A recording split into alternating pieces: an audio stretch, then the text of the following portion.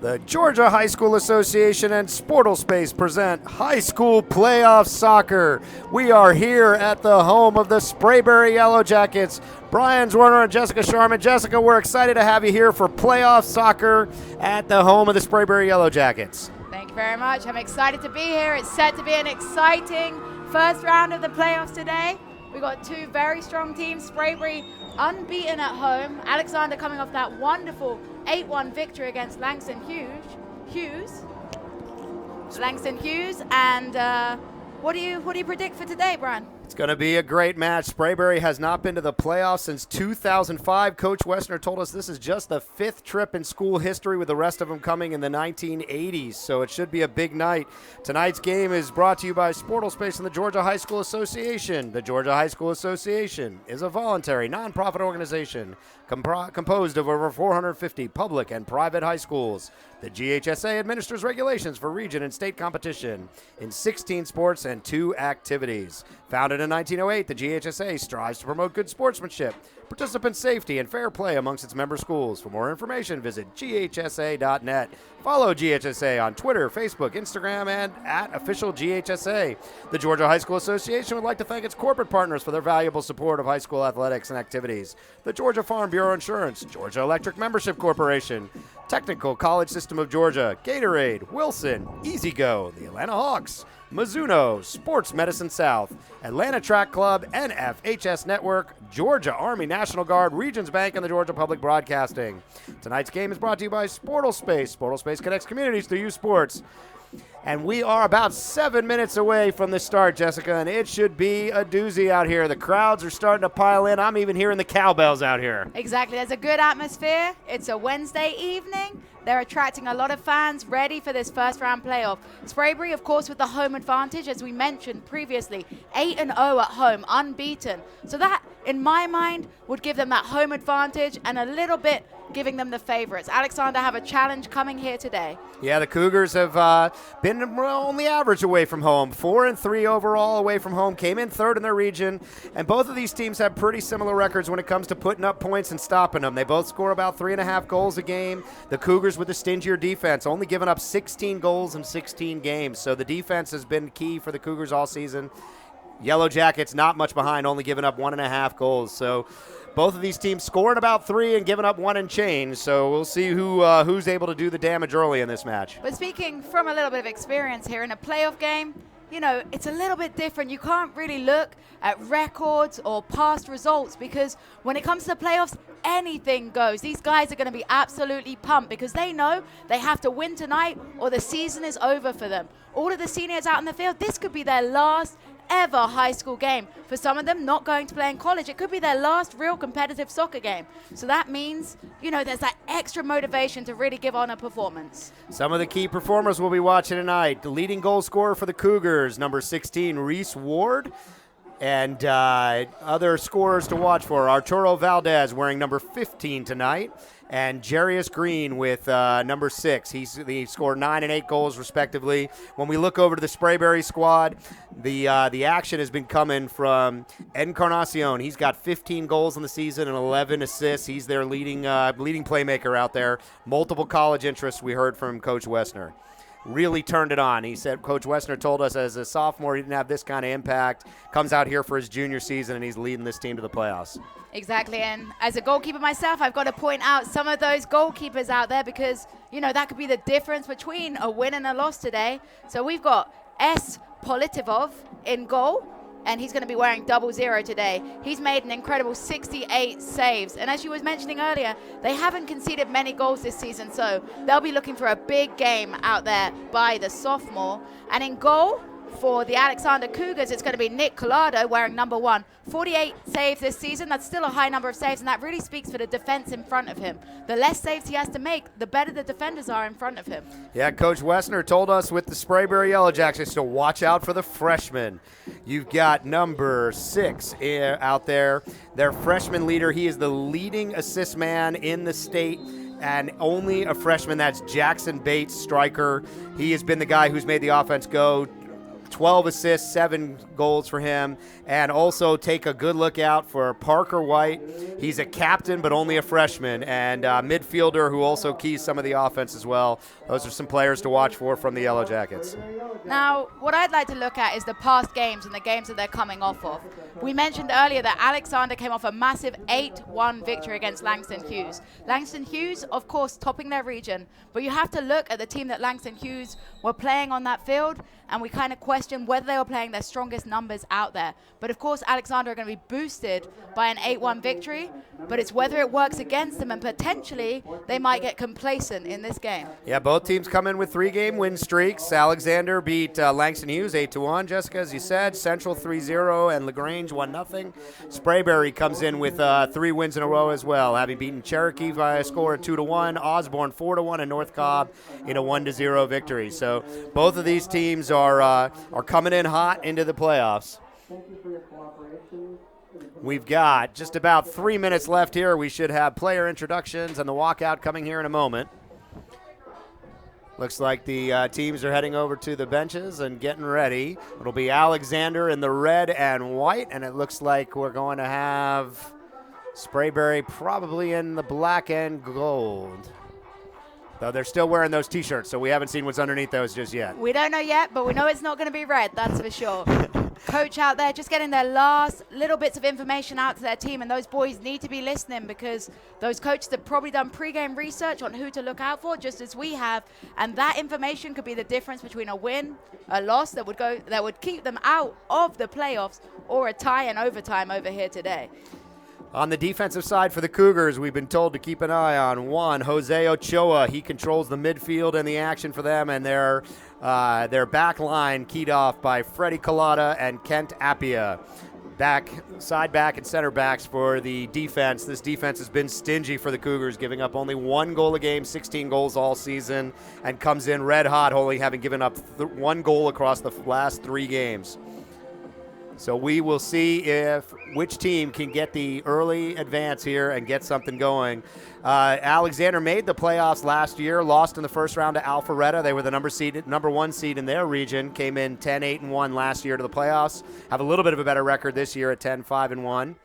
Sprayberry, huge turnaround, just voted on the Sportal Space Twitter feed as the number 1 turnaround team this year. They were a shocking 3-13-1, flipped the script completely and ended the season at 14-2-2. But what's interesting about that is Coach came up in here and was telling us that the personnel hasn't really changed. It's just that they have belief, and belief is what they'll need tonight to get that win. No matter what happens, if an early goal is scored on them, they have to keep their heads high because it's a long 80-minute game out there today.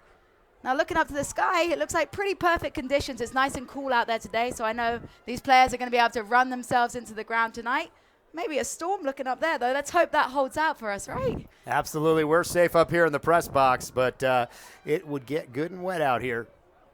We have just seen the clocks go to 0, and looks like we're going to get the color guard coming out in a moment.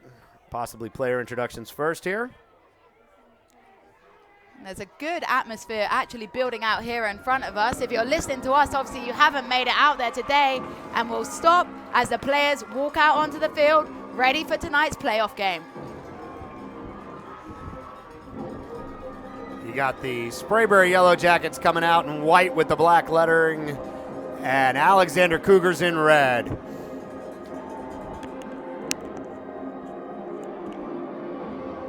And the fans are piling in, Jessica. Looks like it's going to be a nice crowd out here tonight. They got the music pumping, and it's going to be a big one out here. And I would say that soccer definitely gives Sprayberry an advantage. We talk about the 12th man in soccer, and when you have that crowd behind you, when you have support every touch on the ball, you really want to impress your fans in front of you. Yeah, Sprayberry hasn't lost at home all season, a perfect 8-0. Their only loss in the region came to the number 1 in the region, Dalton, who was undefeated and 8-0 in the region.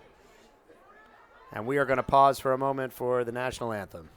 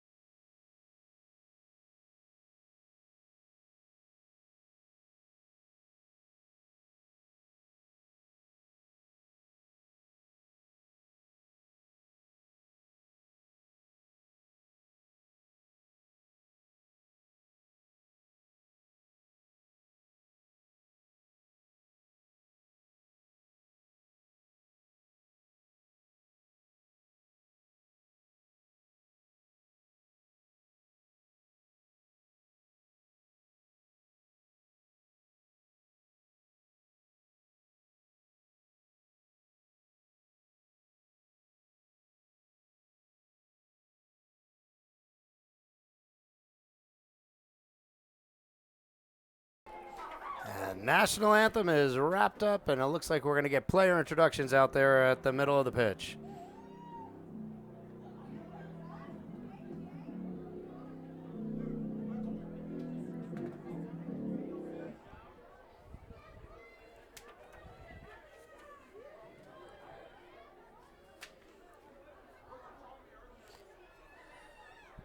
Fans still streaming in here to the home of the Sprayberry Yellow Jackets up here in Marietta, Georgia. Thank you for joining us tonight. Tonight's game is brought to you by Sportal Space. Sportal Space connects communities through youth sports. Sportal Space, every practice, every game. Jessica Sharman and Brian Zwerner here. We are excited to be here at the home of the Sprayberry Yellow Jackets as they get ready to take on the Alexander Cougars in first round playoff action. And looking like the referees are asking the game to hurry up there. He's gesturing, so I think they're just waiting for the player introductions right now. We've got a little bit of a delay going on. Game was meant to kick off at 7:33. Looking like it might take a little bit longer, but we will be here nonetheless. Absolutely. We are here, and we are excited to be here. It's a beautiful night up here in Marietta, Georgia for this game tonight. And it looks like the players are going to get introduced out here. Out of a bit of an international style walkout, brought out with the little the younger fans out there for the home team. For the Alexander Cougars, Nick Collado, Vincent Snyder. Starter Snyder, number 5. Arturo Valdez, number 7. Junior Perez. 15. Junior Perez. Nick Collada. Juan Ochoa. Colton Wandite. Evan Neighbors. Freddie Collado. Freddie Collada, Nick's brother, out there. And a couple others. We apologize. A little hard to hear the starter announcements from where we're sitting tonight. We'll run down the Sprayberry lineup in goal tonight. Politov, number 4, Oscar Reyes, number 5, Christian Encarnacion, number 6, Jackson Bates, number 9, Eduardo Codoroni, number 13, Fernando Pena, number 15, Ian Daniel, number 17, Parker White, a captain, number 22, David Madrigal, number 24, Juan Guadarrama, number 25, Igor Aruda. Coach Aaron Wessner for the Yellow Jackets and the coach Jose Goulart for the Cougars. And the introduction's taking a little while here, but we are getting very excited for this game. As you can hear in the background, the crowd seem to be pretty excited too. It's a packed out crowd. As we said, this is a fortress for Sprayberry, unbeaten at home. And how do you think that affects Alexander's mindset, coming to a team that they know has never lost at home this season? You got to expect they're going to try to come out aggressive. As you said earlier, they came in with an 8-1 shocker over the number 1 seeded Langston Hughes from their region on their last game in the regular season. So you got to think they're going to try to use that momentum and come out early and firing. It's probably going to be Reese Ward, 11 goals on the season, Arturo Valdez with 9, and Jarius Green with 8. Those are their leading goal scorers. So you got to expect that they're going to come out hard and ready to play here and try to take it to the home team and quiet this crowd. We got snare drums out there. We got cowbells I heard earlier. It's going to be a loud crowd out here tonight at the home of the Yellow Jackets. And I really think at the end of the day, when it comes to playoffs, it comes down to who wants it most. Who's willing to put in that last-ditch tackle? Who's willing to take the shots? It's about being brave out there because it can be quite overwhelming. It's a playoff game. It's a big deal. As we mentioned, Sprayberry, when was the last time they've been in the playoffs, Brian? 2005, and before that, the 1980s. So it's been a long wait to be here in the playoffs, and they've worked hard to get there. They've turned their 2 seasons around, and now they don't want to disappoint. They're not ready to drop out right now. Absolutely not. Coach Wessner says the boys are ready and here looking to make some long run in this playoffs and really make some noise out here. They've got a young squad with a couple of freshman leaders and most of the team here really juniors and younger. So we'll see how they hold up under the pressure of the playoffs to start tonight. Alexander out there on the field already, just the starting lineup together, probably throwing out the last little bits of direction. The captain's taking a lead there that I like to see. That shows maturity on the field, and hopefully for them, it transcribes onto the game. Sprayberry coming out in the white with the black numbers. Alexander in red, moving from right to left along the screen. Tonight's game brought to you by Sportal Space. Sportal Space connects communities through youth sports. Sportal Space, every practice, every game. 40 minutes on the clock, and we are just about ready to get started. And it looks like Sprayberry's going to start with the ball.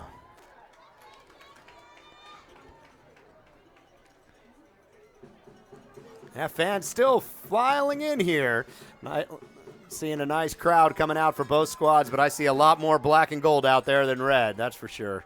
And it looks like Sprayberry's lining up with a flat back four right now, one of the fullbacks pushing on, and it looks like they're actually setting up fairly defensively. So potentially they're going into this game thinking, let's hold it out. We've seen that Alexander has scored 8 goals in their last game, so let's test the water, because the last thing you want to do is to concede a goal early on in the playoffs. And we are underway. It is playoff soccer first round action as the Alexander Cougars take on the Sprayberry Yellow Jackets. Early attempt, and it's shot and over the goal to the right. And I'll tell you, Alexander will be disappointed with that defensive play there. They had several opportunities to clear the ball, but they headed it straight back in the air. You need to get rid of the ball, or Sprayberry will punish you with those shots. That looked like number 25, Aruda, out there. He pounded that thing. He's got some good size compared to these defenders from the Cougars. And referee pausing the game right now. I think he's asking the press change their penny colors potentially, because there is a guy in a red jacket clashing with the on-field players. And of course, if the linesmen are trying to call offside, that could be problematic. And away we go again. Alexander will look to control there. It's Ochoa at the midfield, working it back around as they work it up the right sideline. Alexander just trying to force the pass a little bit there. They need to be patient. They had the options on. Politov will come way out to control that one, and they'll look to reset around midfield now. And I like to see that from a goalkeeper. He needs to play a high line, because it looks like Alexander are going to put searching balls over the top, and it's going to be his job to come onto the ball, collect them, so that it doesn't escalate into a shot for Alexander. Nice opportunity down the right sideline for Encarnacion. Let's see if he can get it into the middle. And that's going to be our first corner kick at 38.5 minutes. So just a minute and a half into this game, and we'll see what they can do out of the set piece here. Can't catch the number down there who's taking that corner. The numbers on the back a lot bigger and easier to see than the ones on the front there. Looks like it's going to be Guadarrama coming up to take that one. Number 24, I believe. And there's number 6 over the ball as well. That would be Jackson Bates, freshman. Coach Wessner told us he was key. Ball's getting into the center. Looks like Sprayberry will come away with it. Nope. And that's Nice some really defensive brave, play. some really brave defending there. He was quick off the line, closed down the ball before he allowed a good shot by Sprayberry. They got no time to rip that ball. Pena to throw it in. Trying to work it into Aruda. Aruda's got a nice size advantage. Aruda with the header. What a And save. a beautiful play by the keeper.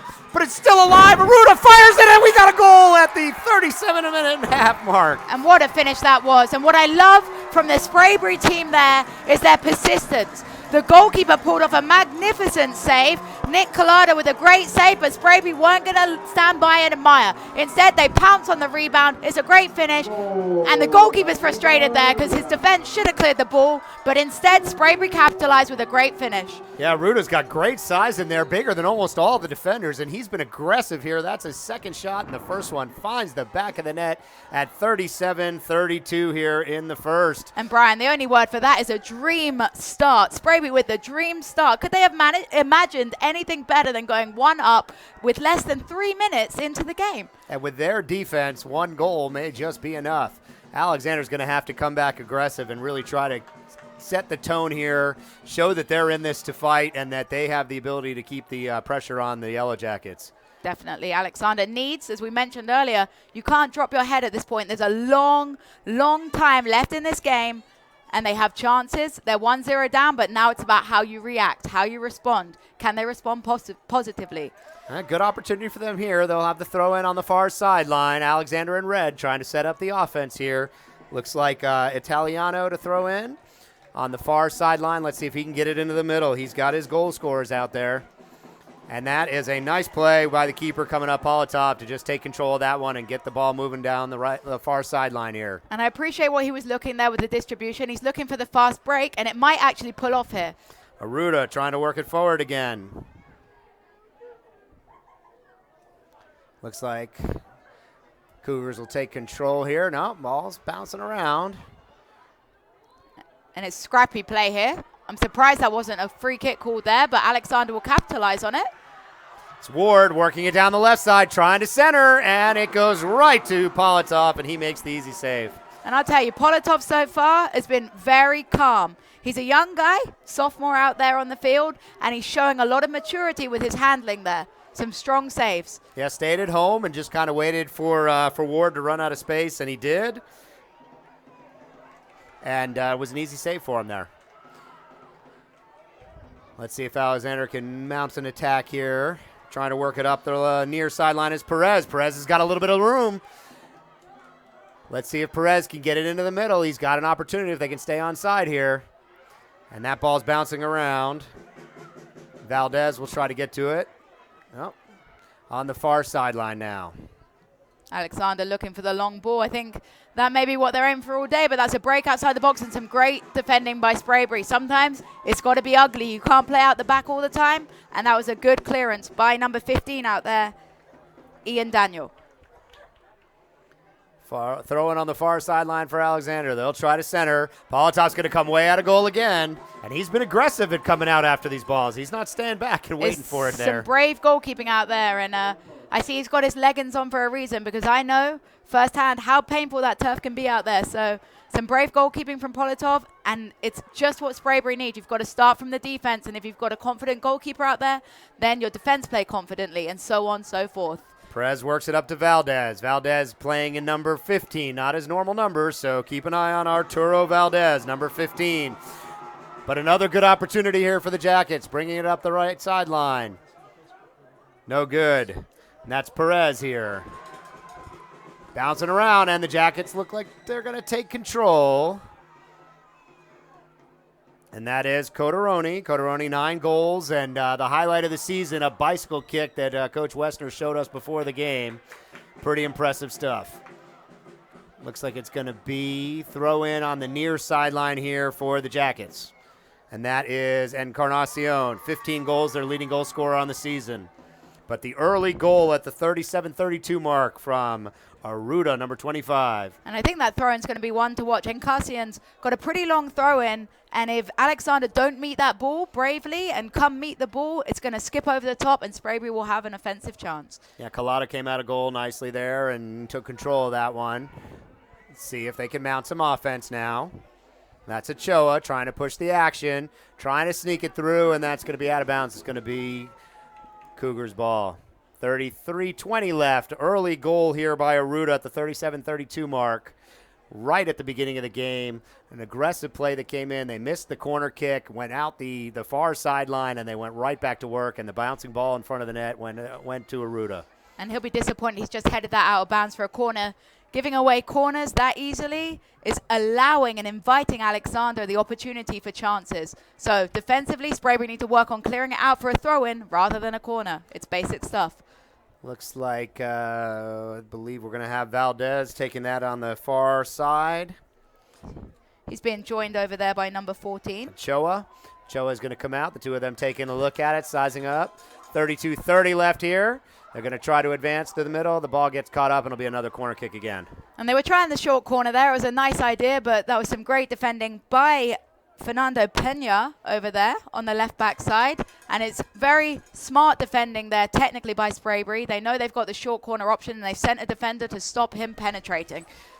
And here we go. The ball is flying around, bouncing around the middle. Sprayberry looks to clear, and they do. And cleared with the bicycle kick. We've mentioned that a couple of times. It looks like there's a couple of boys out there who like a bicycle. Aruda's going to challenge. Let's see if he can take possession here. Nope, not able to. But Jackets keeping the pressure on, and that's going to be a call against them. It's going to be Cougar ball. And I'll say something about Aruda. He's got pace. He's a tall guy out there, but he is quick. And Alexander will have to be very wary of that, because if they get caught sleeping on the ball, Aruda's going to break through and be one-on-one. I don't think they saw him coming, and he came like a freight train. They're lucky that Alexander was able to maintain control, and that's a turnover. Encarnacion moving it around, and Encarnacion slipped behind the defense, but they're not able to get it to him there. He's going to have to come back and get on sides now. That's Reyes working it up the near sideline, trying to work it to Aruda, but it's intercepted. And now the time for a counter-attack for Alexander. Can they capitalize on this? Ward trying to set the offense back up at the 31-minute mark approaching here. And what I like from Jackets holding on to that Alexander, 1-0 lead. excuse me, Go what I ahead. like from Alexander is the patience there. If it's not on, they're not forcing it. And it could be easy right now. You're 1-0 down to think that you have to get a goal. You don't. You've got a whole ball game out there. Yeah, don't need to get it back right this minute. They just need to continue to control. It's been a relatively even game in terms of possession. Both teams getting opportunities, but seeing a little bit more aggressive play around the midfield by the home team, the Jackets here in white. Well, it's their home field, so they're really trying to dominate early on and show Alexander that this is our field and we've come to play. Well, looks like it's going to be a throw-in on the near sideline for Alexander. Coming up will be Collada, the younger, senior Collada, to throw it in. Brother of the goalkeeper. And let's see if they can mount some offense here at the 30-20 mark here in the first. By the run-up, it looks like he's going to swing it long, but instead, I think he should have played to the checking in forward there, but he didn't. Yeah, ball's bouncing around. It's going to be handled easily by Madrigal, and he'll try to clear this out. Alexander looks to maintain possession, bouncing around in the middle, and here comes an opportunity. And See if they can turn it. It's a Nope. bad call by the linesman, in my opinion. I think he was just onside there, but according to the referees, he stepped offside. He's got to look across his line and make sure he's onside there, because that could have been an excellent chance for the forward. Yeah, felt like they lost an opportunity there. Politov will pound it out to the middle of the pitch, trying to work it down the near sideline. A nice little header there. Let's see if Coderoni can get it moving forward.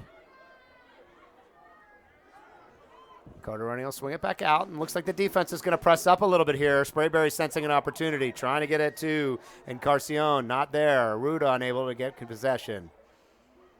It's a little bit scrappy out there right now, and he'll be disappointed, the young man on the right-hand side there, letting that ball just a bit too much of a heavy touch, because it was an ideal opportunity there to counter-attack.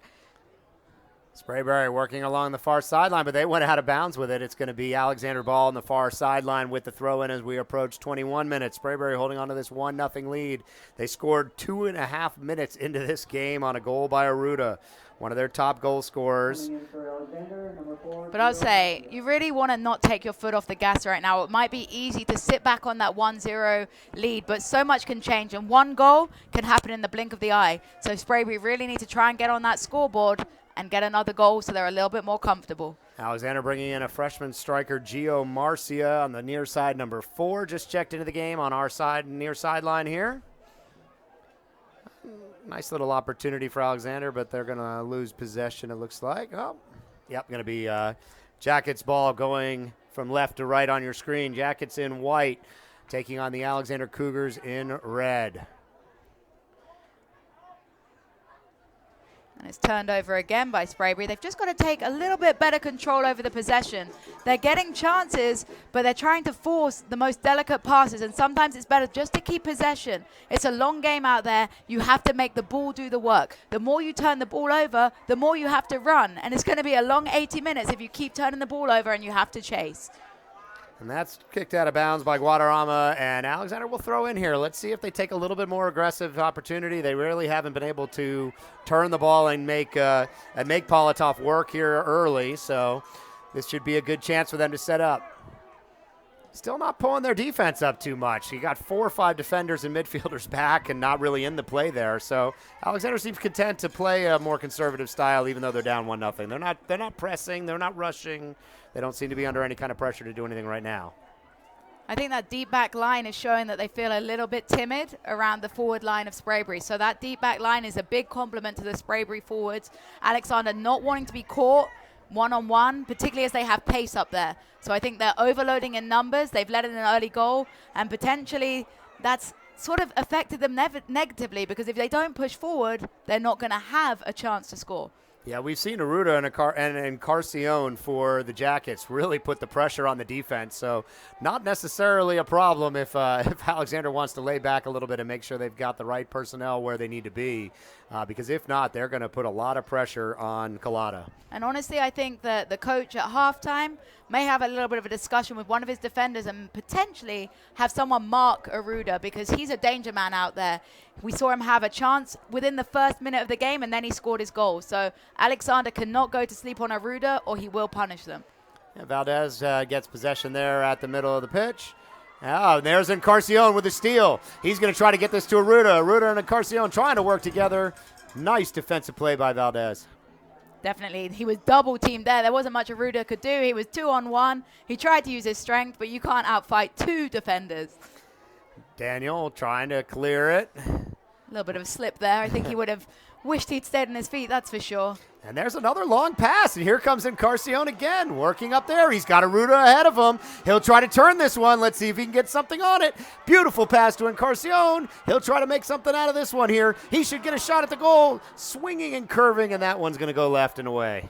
And as much as the shot wasn't on frame, it shows that they're having opportunities. And Alexander needs to look at how quickly they're pressing Sprayberry, because he shouldn't be allowed to take a shot from there. They've got to close him down. As soon as they see him pulling the trigger, they need to step to the ball, because otherwise the next one's going to go in. Yeah, number 5, Encarnacion, their leading scorer on the season, junior forward. He's got 15 goals and 11 assists, and he did not hesitate to pull the trigger on that one. He fired it at the goal. It was left and wide, but it was a nice, strong kick on there, and those are the kind of opportunities that the Jackets want to see. When you have statistics like his, you kind of got that confidence where anything you shoot might go in.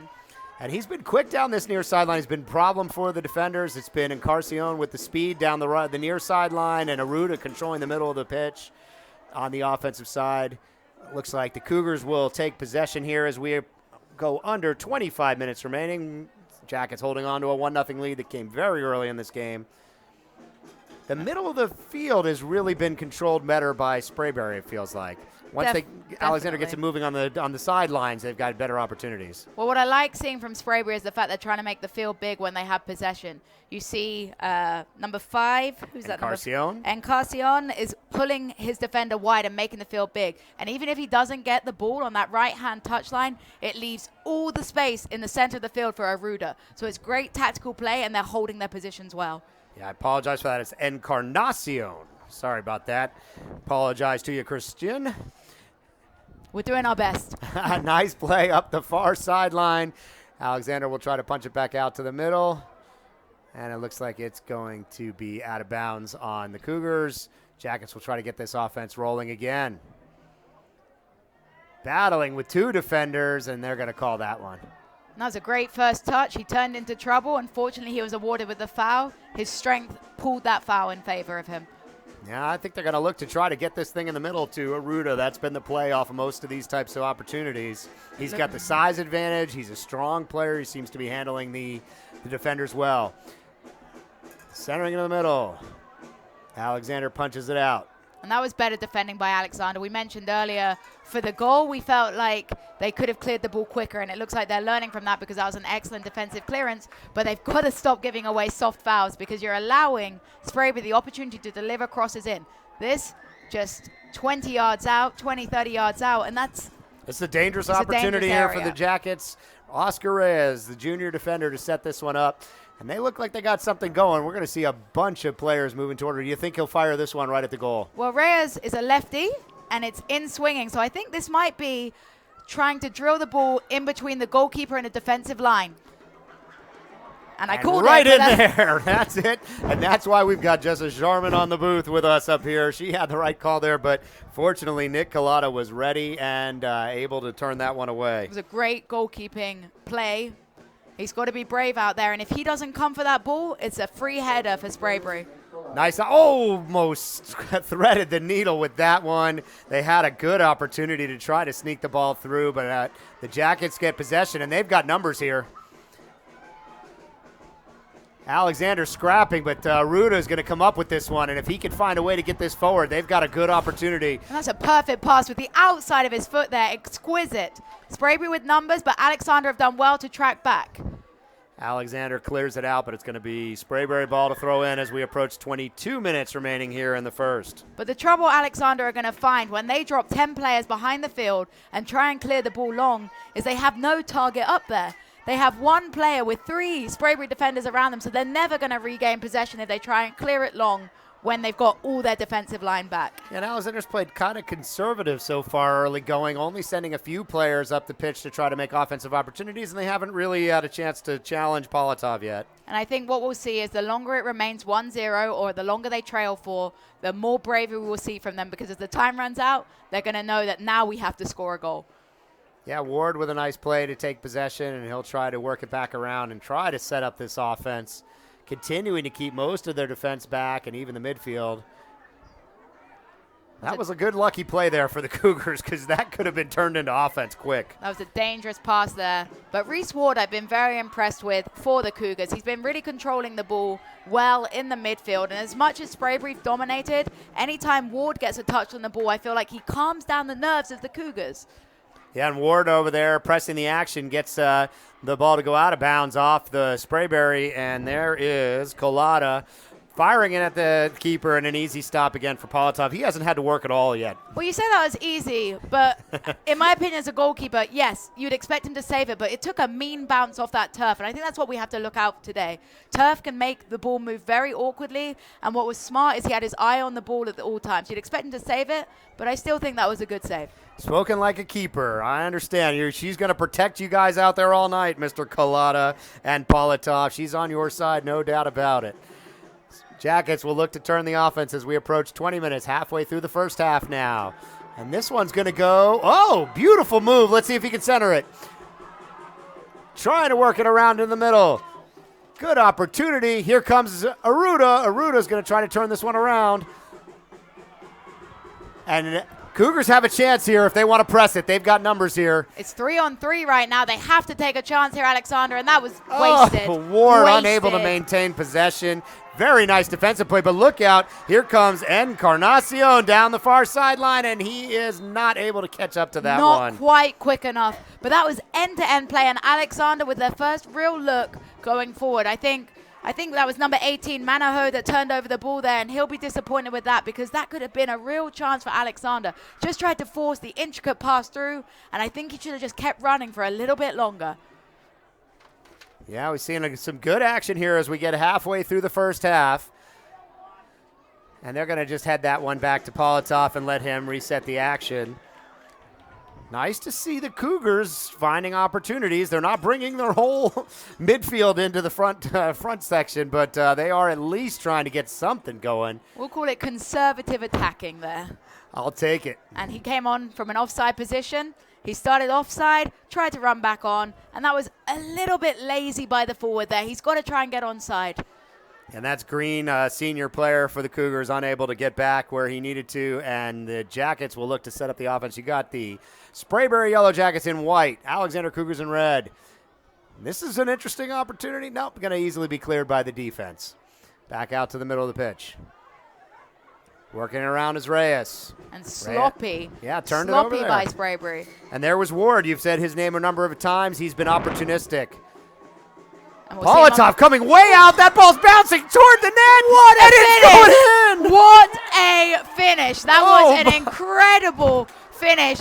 Politov running out of his box, a little slow off his line, I'll say, but you would never expect the Alexander forward to chip that over the goalkeeper. 10 times out of 11, that's going over the crossbar or wide, but that was perfect, and what a game to get that chip in. And that ball was just bouncing slowly toward the goal, and it found the back of the goal, and we are all tied up. And that is goal for number 19, senior Colton Wendelot. Wow, I got to catch my breath for a little bit because I wasn't sure that was going in, but excellent finish. Like I say, it was a special goal. You don't see those go in very much. I'm not going to criticize Politov. I think he was trying to make the right decision there coming off his line. He needed to be a little quicker, but actually you've got to look at the defense too. There needed to be a little better communication for Sprayberry because that ball has to either be the defenders to clear or the goalkeepers to claim. Yeah, Colton Wendell just sort of popped it over the top, and it just slowly made its way, and it found the back of the net to tie this one up at the 18-18 mark in the first half, and we're back to even. We got a whole new ball game. Let's see if Alexander can capitalize. Let's see how Alexander reacts to that. Like we said, they've been quite conservative going forward. Now they have the momentum. They've scored the goal, and it's their turn to try and push forward and get another one. Show it a throw in on the far sideline. Oh, going to give it back there to one of the defensemen. Oh, here they come. Now they're bringing it up a little bit. So we're seeing Alexander moving up the field a little bit and trying to set something up. I think it just takes a little bit of confidence. I think Alexander were cautious, potentially a little bit nervous, and now they've got that goal. They're ready to make moves. Yeah, the crowd out here, the Jackets, they seem fine. Nobody's getting too nervous. It's just 1-1. They had the early goal by Aruda at the 17:32 mark, and at 18:18, Colton Wendell tied it with a beautiful shot over the head of Politov. But we mentioned before the game, both teams with very strong offenses and very strong defenses. But I think today might really test those defenses against two of the strongest offenses in the division. Yeah, Alexander only giving up 1 goal per game, and they gave one up here only 2.5 minutes in. And the defense for the Jackets, not too shabby themselves. They give up about 1.5 goals per game throughout the season. And they've given up the equalizer at the 18:18 mark here. And the free kick called there on number 25. Igor Aruda picking up the free kick. I think he just went in a little hard. He's a bigger guy out there, so I think sometimes that works against him when it comes to foul calling. Referees see a size difference, and even if it's a fair, hard, clean tackle, he might be punished for it. So I think that was a little bit of a harsh call on Aruda, but I can understand the referee's mindset in processing. Yeah, Aruda got kind of banged around himself on the offensive side just about a minute ago, and I think he felt like the referees were going to let it play a little bit more. He's been very physical up front, and that led to good opportunities early for him. We'll see how the refs call it the rest of this game. We've got just under 16 minutes remaining. We're tied up here at 1 in the first half. Well, you know, as a goalkeeper, I like to talk about the goalkeepers. What I need from Silian Politov is he doesn't let that get in his head. It's very easy as a goalkeeper. You make what could potentially be considered an error. I wouldn't call it an error, but in his head, goalkeepers are going to say everything they do wrong is an error. So he needs to really work now on forgetting it, because he had been doing so well on the edge of his box. If we see him drop back and start his starting position further into his goal, there's going to be more issues like that to come. So he's got to forget it and keep being aggressive on the edge of his box. Younger guy out there, only a sophomore. We got a lot of young leadership on this Yellow Jackets team. They were 3-13 last year, and they have come roaring back, 3-13-1, and come roaring back with a record of 14-2-2, undefeated here at home, at the home of the Yellow Jackets, as the Cougars look to throw in from the far sideline. More experienced team, a lot more senior leadership out there. There's Ward going to work. Another one of those senior leaders trying to get it to the middle and not able to. That's some good defensive play, and whoo, ambitious. And I think that might actually go out for a throw-in. Not quite. A goal kick is given, but it was close to a throw-in. I mean, I guess if you don't shoot, you don't score. That was something my high school coach used to tell me, but sometimes you just shouldn't shoot. Yeah, and from I think about that 40 might have yards been one away, of those times. that was a little bit ambitious, to say the least. Politov will pound that one out to the middle of the pitch and try to get the offense moving. Encarnacion trying to make something happen for the Jackets. He's been quick down that sideline, but it's going to be the freshman, Gio Marcia. Ward working around. He's got someone out there, not able to squeeze it through to number 11, Trevor Jones. It was a clever pass. He was looking for the outside of the player, but they weren't just quite on the same mindset, because the player made his run inside. Ward was looking for the outside where the space was. So maybe next time it would just click, and that would have been a great pass. Aruda challenged that one up there, came flying in with that big body and not able to get himself in front of it. I'll tell you, if you're the Sprayberry, if you're the Alexander defender, and you see Aruda running towards you, you're panicking a little bit. He's got a head of steam on him. He looks like a freight train out there, and it's been an important part of their offense all season. Here comes Encarnacion, working up to Aruda. He'll flip it back over to Encarnacion. Nice little bit of footwork. He's going to look to try to get it to Reyes. No. Oh, and that looked like an opportunity for them there, on the Jackets, to get things going. I think Encarnacion looked for a little bit more of a tricky pass than he needed to. I even think he could have potentially taken a rip there rather than trying to pass the ball and turn it over. Yeah, Collada trying to push the action on this near sideline here, number 22 for the Cougars, and an easy play out there. Jackets will go to work again as we get under 13 minutes now. That's a searching pass. Can he get onto it? Yes, he can. Here's an and is that referee? Ooh. Woo, that was a good opportunity and just missed over the top of the goal. And I tell you, from here, it looked like it could have been a PK on the goalkeeper, but referee doesn't even look, and there were no complaints, so maybe just from our angle, it looked a little bit later than it was. But Sprayberry with a great opportunity to take it 2-1. It would have been a difficult finish by the forward, but some good goalkeeping to close down the angle. Looks like Encarnacion, who's been one of the engines for the Jackets so far tonight, hobbling off a little bit, maybe cramping or got kicked a little bit. Doesn't seem too serious. They're trying to get him some drink there, and we'll see a substitute come on. But that's an important player off the field. He's been pushing the action along this near sideline, and he's their leading goal scorer this year. I hate to say it, but if you're a Cougars fan, you're taking a sigh of relief that Encarnacion's off the field because he was a danger man out there on the right wing. Mateus Burke, a junior midfielder, coming in for him, number 8. And it looks like the Cougars will set up their offense as we approach 12 minutes remaining in this 1-1 tie. It's been an exciting game, that's for sure. A little bit scrappy.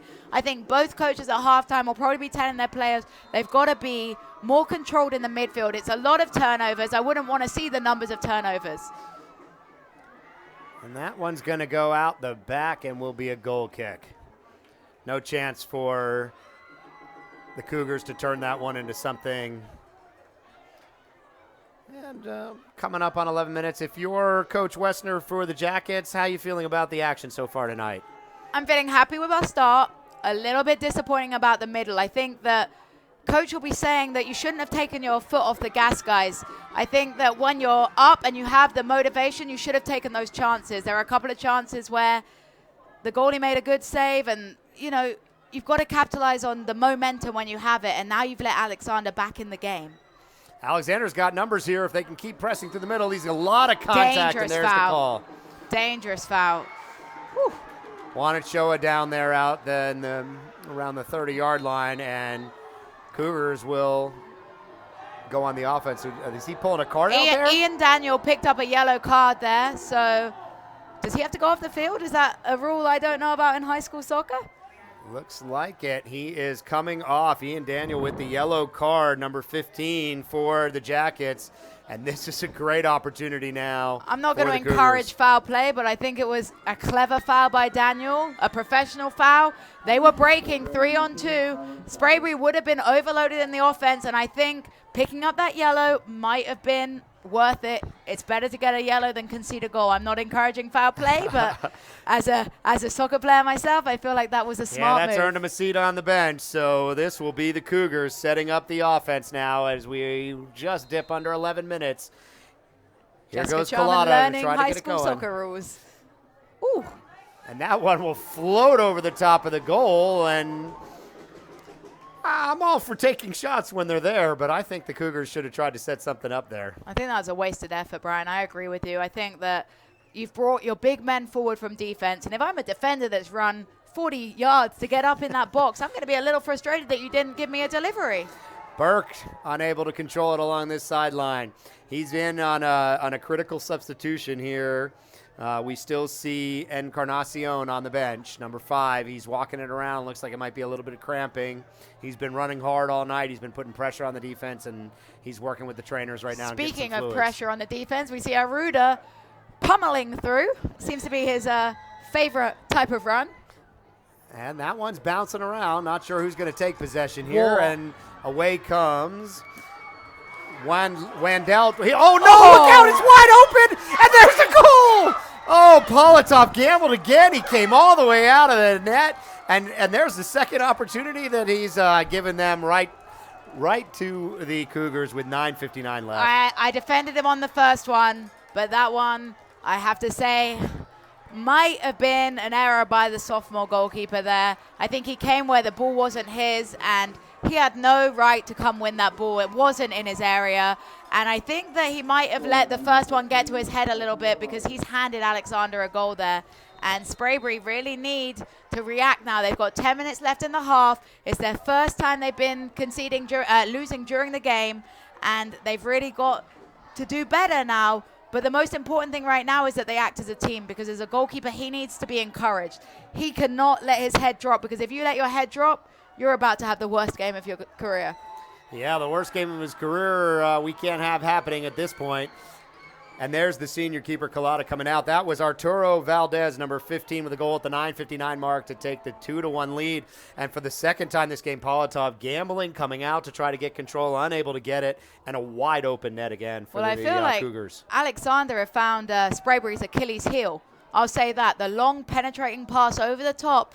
The Sprayberry defenders aren't dealing with it, and there's a communication error between goalkeeper and back line. And that means the responsibility is on both defense and the goalkeeper. Yeah, if I'm the Cougars, I'm daring him to come out of the goal there.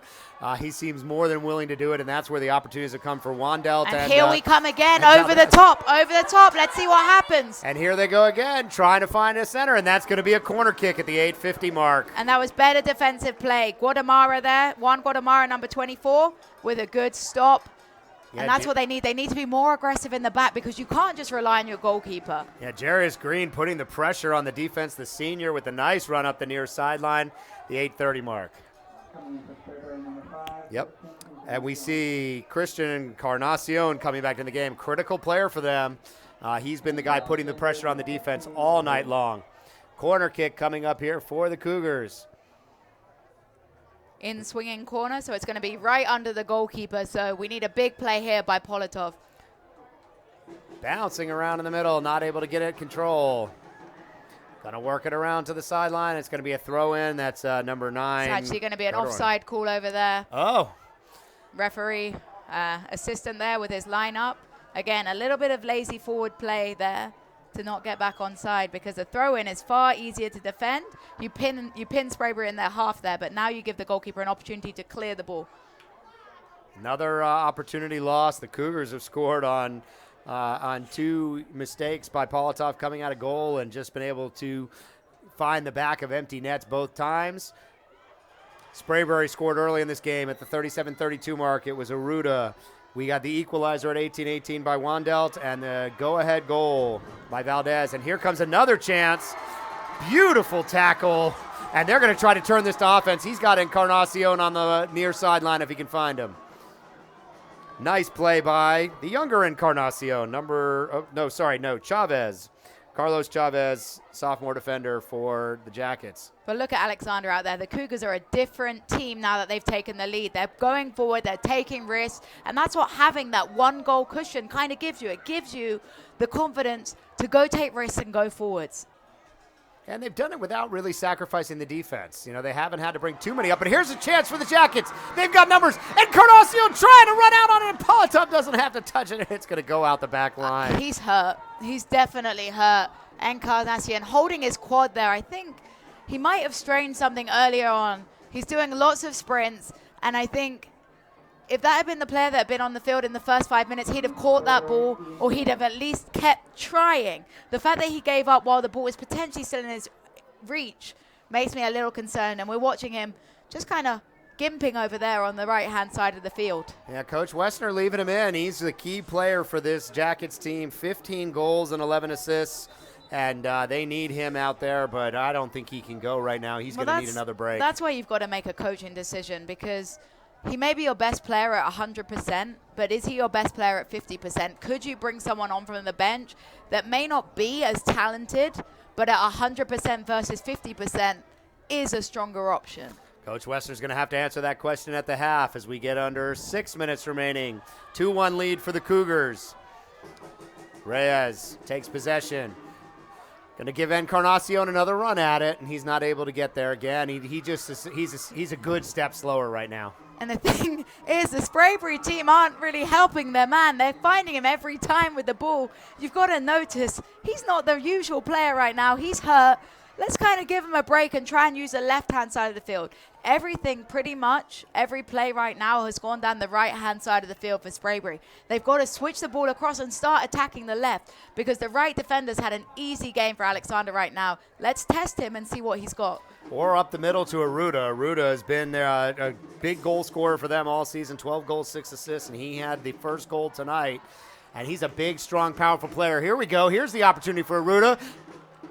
And it looks like it's going to go offside. He just slept offside a little bit, and I think both forwards on the teams, they're trying to play a high line. They're trying to be that point of attack on the last man, but when you're playing that, you're risking being offside, so you've just got to take a glance over your shoulder every couple of seconds to check you're still onside. I mean, he had a good opportunity in front of the net at about 20, 25 yards out. Could have been a very nice chance for the Jackets, but not able to get it going. As we roll at about 4.5 minutes left. Some aggressive contact out there. Encarnacion takes possession. Let's see if he's able to work it up.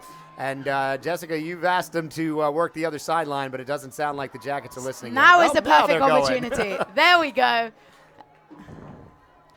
You wanted to see him going up that sideline, and it's going to be the freshman Jackson Bates. But they're still always looking for that right-hand side. And I understand you've got one of your strongest players out there, but you've got to vary the plays up a bit. Because right now you're attacking, and they're predicting your plays. You're too predictable right now. You've got to add some variety. Encarnacion to throw in here. They've got a couple of players up there. Let's see if he can turn this one. Nifty bit of footwork, but it loses possession. It's going to go to the far sideline, and that'll be Madrigal pushing up the action. And they've just got to keep it a little bit more simple, Sprayberry. I know they've got skillful players. I know they've got talent. But I feel like sometimes they're trying to execute a skill-based play rather than the simple, basic pass. Let's make the basics happen before we try and do the advanced stuff. Reyes are working up to Encarnacion as we approach 3 minutes and change left here in this first half. Cougars with the 2-1 lead, and they'll try to test the defense here. Great defending. Great defending. That will roll out the back line, and it'll be a goal kick. That was really strong defending there by the right back. I think he read the play perfectly, and he managed to win possession rather than turning it over to the Cougars there. Yeah, Jarius Green continuing to get these runs, and he's had opportunities here so far tonight. He hasn't put the ball in the back of the net yet, but he's putting the pressure on the defense. It's a great headed play there. Aruda not able to maintain possession. But it's scrappy out there. They've just got to get the ball on the ground, take control. You don't want to just be heading it back and forth. Let's get the ball on the ground and control the play.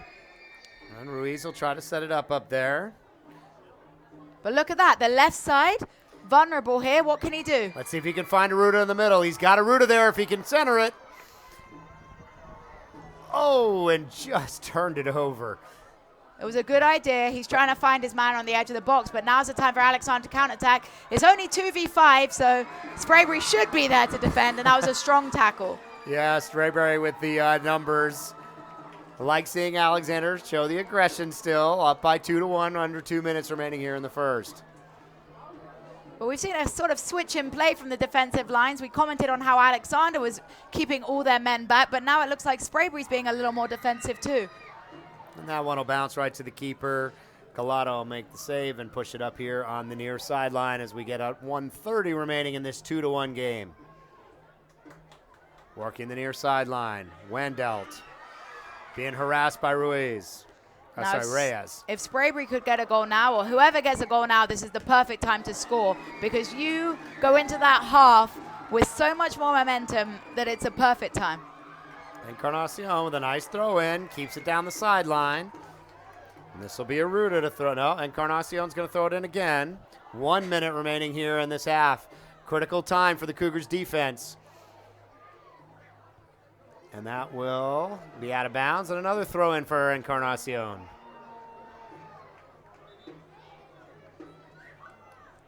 And 52 seconds on the clock here. Time running out. They need a good, quick play here. And that was a silly, silly play by the forward of Sprayberry. He'll be very disappointed because you've just turned the ball over and you've allowed them to counterattack from a silly shoulder barge. 35 seconds remaining. Nice defensive play. Reyes comes up to take the possession, and we have 30 seconds left here in this first half. The Cougars holding on to a 2-1 lead. But now's the time to go direct, Sprayberry. You haven't got long on the clock, and you need to carve out one last opportunity with 20 seconds. Trying to look ahead to a route. It's not there. Cougars look to clear it. I think he was trying to just run the clock there, but I feel like you've seen two long balls go over the top dangerously, and that was looking like it could have set up perfectly for a third. Then we will go into the half with the Cougars on the road and leading the home team, Sprayberry Jackets, by a score of 2-1. The first goal was scored by Aruda at the 37-32 mark to take the 1-0 lead for the home team Jackets. The equalizer came from Wendelt at the 18-18 mark, and at 9:59, Arturo Valdez found the back of the net for the Cougars to take the 2-1 lead. Let's start with the Cougars. They come in with this lead into the half. They've had all the momentum since early in the game. What if you're their coach, what are you telling them? You're telling them you can't get too complacent right now. You can't get too comfortable. You've seen the dangers of Sprayberry. Early on in the game, they had 3 or 4 golden opportunities to extend their lead. You conceded a goal early on. So as a Cougars coach, you can't get too comfortable. You've got to keep doing what you're doing. You've got to see where Sprayberry's weaknesses are. They are struggling to defend the long ball over the top. I understand that you don't always want to play long and direct, but if it's working, sometimes you have to be that team. If it's effective, sometimes you've got to play that scrappy ball over the top. Well, they got to make Politov, the young keeper for the Jackets, think about it. Well, speaking of Politov, he's actually getting a little one-to-one coaching. It looks like there's 2 coaches around him. Obviously, he's beating himself up. I feel for the guy right now. I hate to admit it, but I've been in that position all too many times. I understand how he feels, and he just has to let it go. They say goalkeepers have to have the memory of a goldfish, because if you make an error, you've got to stand out there for another 40. He's got 40 more minutes to stand in goal, and his team need him because they can't afford to concede again. What does he do if he sees another one of those long balls coming over the top? Is he going to lay back and stay home in the goal, or is he going to stay aggressive? Well, that's like the he did issue. earlier in the game. What do you think Coach Westner's telling him? You're telling him it's about decision making, because you can't decide in advance. You can't now be like, well, I'm not going to go for any ball, because there's going to be a ball that is your ball that you're then not going to go for. So he has to get back to basics and play his game, because there's a reason why he's the starting goalkeeper for a team that was 8-0 at home. He's a quality goalkeeper, and he has to believe in himself. And I think he just has to play his game, forget what's happened, and his defense need to offer him some support. His defense need to communicate with him, because at the end of the day, that ball is between the goalkeeper and the defenders. So who's telling him to come for the ball? Who's waiting for his call? So it's a two-way street there between the goalie and the defense. And if you're Coach Westner, your best offensive option all night has been Encarnacion. He's your best goal scorer, 15 goals, 11 assists so far in the season, and he's hobbling out there. We saw it late in the second half when an opportunity was there that he might have gotten to if he was at full strength. What does Coach Westner do to try to get some offense going here? That's a tough one, because if he can play, you want him on the field. If he can play at 80% even, you want him on the field. But if he's going to get worse, if he's going to get more injured, let's say they pick up the win today, but Encarnacion can't play in the next round at all because he pulls off a worse injury. So the coach has a difficult decision there to make. What I think he needs to talk about to his team, though, is learning to diversify the moves you're picking to do on the field. They're too willing to find this right-hand side of the field. They don't want to use the left-hand side of the field, but we saw, maybe with 10 minutes remaining, a real good penetrating run down the left-hand side, a great cross into the middle. And I think you just need more variety. You're too predictable out there right now. Sprayberry has the personnel. They have the talent on the field. It's getting them to all gel together, work together, and use everyone on the field. You can't be a one-man team. Look at the best players in the world, Messi, Ronaldo. They still use other players. You can't just focus on a one-man team, because otherwise Alexander are going to mark your best player out the game, and you're going to have no one. Yeah, the far sideline is Jackson Bates. He's only a freshman, but he scored 7 goals, 12 assists, and Coach Westner told us he's the leading assist guy in the entire state at 6A, and he's just a freshman. So we'd like to see some runs for him on that far sideline. Exactly. If you've got someone with that many assists, you're showing that they're creating opportunities and goals. Why is he not getting more touches on the ball to create those chances? Absolutely. Tonight's game is brought to you by Sportlespace. Sportlespace connects communities through youth sports. Sportlespace, every practice, every game. Jessica, we've had the pleasure of doing a number of games throughout the course of the season. Saw some great 7A action with Lakeside DeKalb and also Norcross. Norcross coming in as one of the top seeds, both in the boys and the girls side. And we also saw Walton and Milton, a number of teams that are going to making noise here in the playoffs. You got a chance to see Stars Mill. They had a nice victory. Was that last night? Yes, Stars Mill yesterday against Locust Grove, the girls in the 5A regional first round. Stars Mill dominated. It could have been a far higher scoring game, but the Locust Grove goalkeeper Gabby Kane, a sophomore, had an exceptional performance. So as much as Locust Grove are now down and out, they have hope for the future because they have a great goalkeeper behind them. Stars Mill, I'm excited to see. I believe they play veterans potentially in the next round of playoffs in the Sweet 16. And what I loved about Stars Mill is that they're aggressive and they have very technical players. There's a girl out there, Ali Rumpel, who had the best ball control I'd seen in a while, and she's just a sophomore. She's strong, she's fast, and she has a shot on her. So it was really exciting, a great game, and hopefully I can get out to the next round because I'd like to watch them play again. Absolutely. We'll keep an eye on Sportal Space throughout the playoffs. We are very active with the soccer playoffs, both boys and girls. Happy to be here tonight at the home of the Yellow Jackets in Sprayberry and Marietta, Georgia, as they host the Alexander Cougars.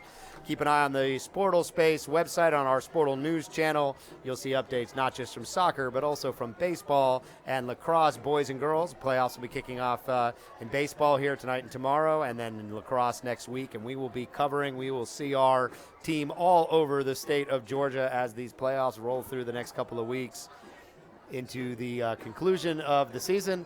And then keep an eye on us during the summer. We won't be taking that summer off completely, Jessica. We will be out here previewing next season across the fall sports, especially football, softball, and volleyball, and also keeping an eye on the summer basketball. We got our start in basketball here in the Georgia, and we covered nearly 200 basketball games throughout the season, both boys and girls, with our reporting team and our broadcast staff. And we'll be out in June taking a look at the summer basketball as the teams get back together during the summer, and we will certainly keep an eye on all these field sport groups as they move on to their summer programs.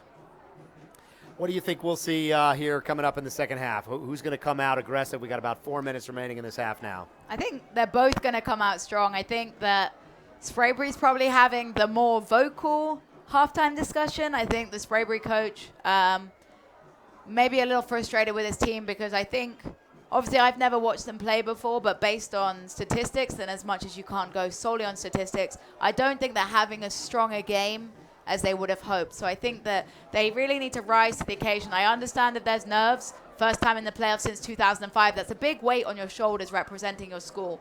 But they've really got to up it up and go out aggressively because you know what? Even if you don't win the game, you have to go out with your head held high. I think I would like to predict goals. I think that both teams look very strong going forward, but both are a little shaky at the back, honestly. We looked at the Alexander goal. The goalkeeper pulled off a great save, Nick Collado, with an excellent diving save, but Alexander slept. They didn't clear the ball, and as a goalkeeper, I'd be real mad at my defense because after you make a great save, you don't want it to then just lead to another goal. So I think that both defenses look a little shaky, and if the offenses of both Sprayberry and Alexander go full pelt, we could be in for a fairly high-scoring second half. Yeah, Coach Wessner has turned this program around. It's just his second year. First year came in there 3-13-1 last season, had a very young team, and still continues to rely on a number of sophomores and freshmen as he pulls off his second season. Huge turnaround in the record to 14-2-2 and unbeaten here at home. They've been very tough at home. Only one loss in the region on the road to Dalton, who was the number one team in the region. They came in second here. So they've defended this home turf.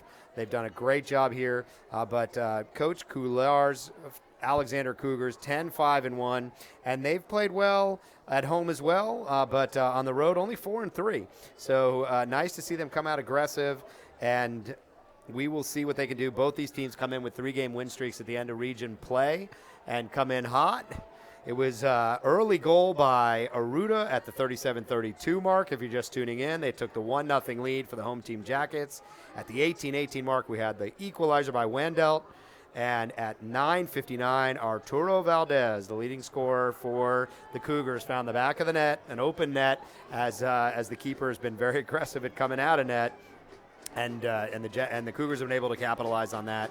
And they go in with a 2-1 lead. A couple minutes left. It's been a nice big crowd out here tonight. We've got snare drums, cowbells, and plenty of fans at the home of the Jackets. And I think that may be an advantage for Sprayberry. I think in a circumstance like this, you're a little disappointed and you need real raising up.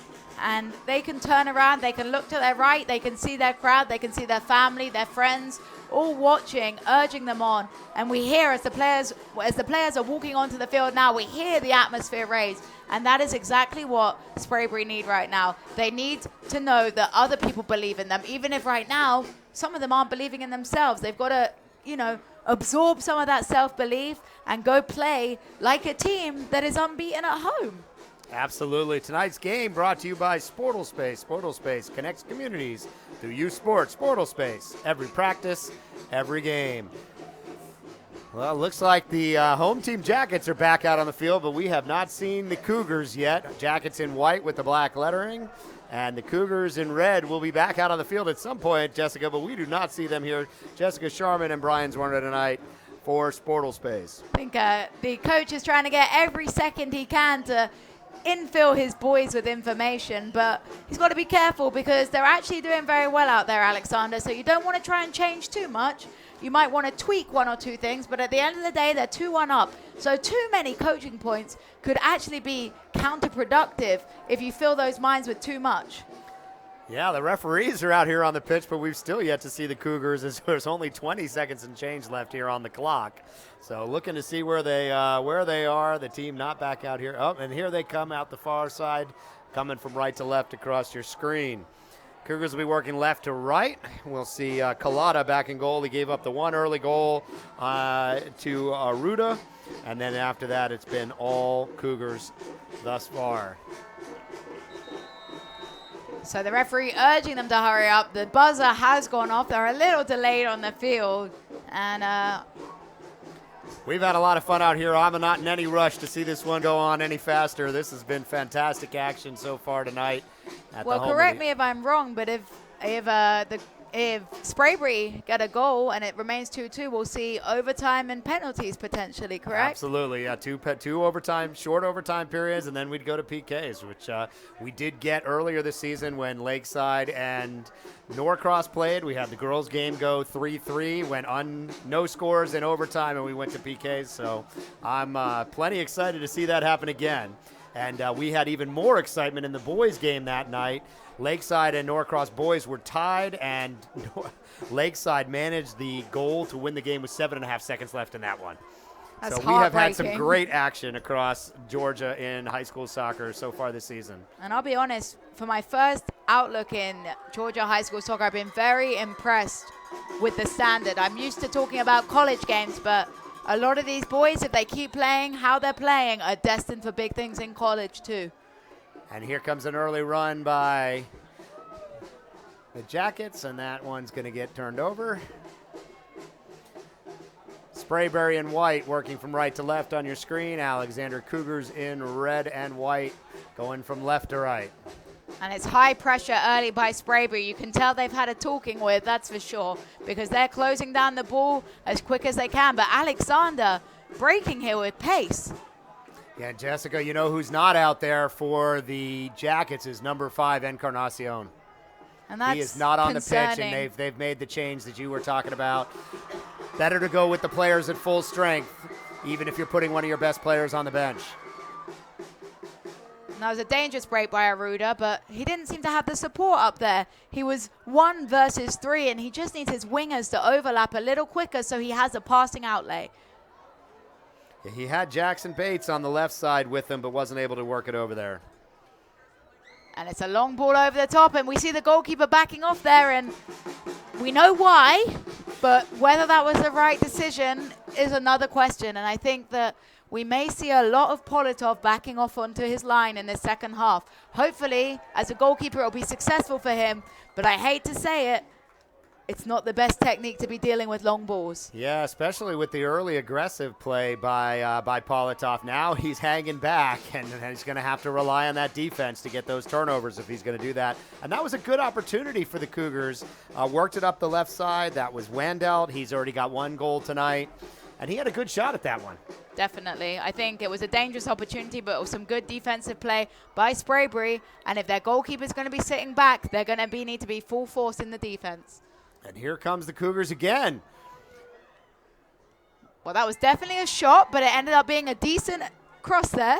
Ball still alive for the Cougars, trying to center. That one's bouncing around, and they clear it. Captain Ruiz with that clearance, and he needed to be there because that was sitting on the edge of the penalty box, begging an Alexander player to come strike it. And we saw the Jackets come out in the first 60 seconds pressing, but ever since then, in the last couple minutes here, it's been all Cougars. And it's punted long there for Aruda to chase.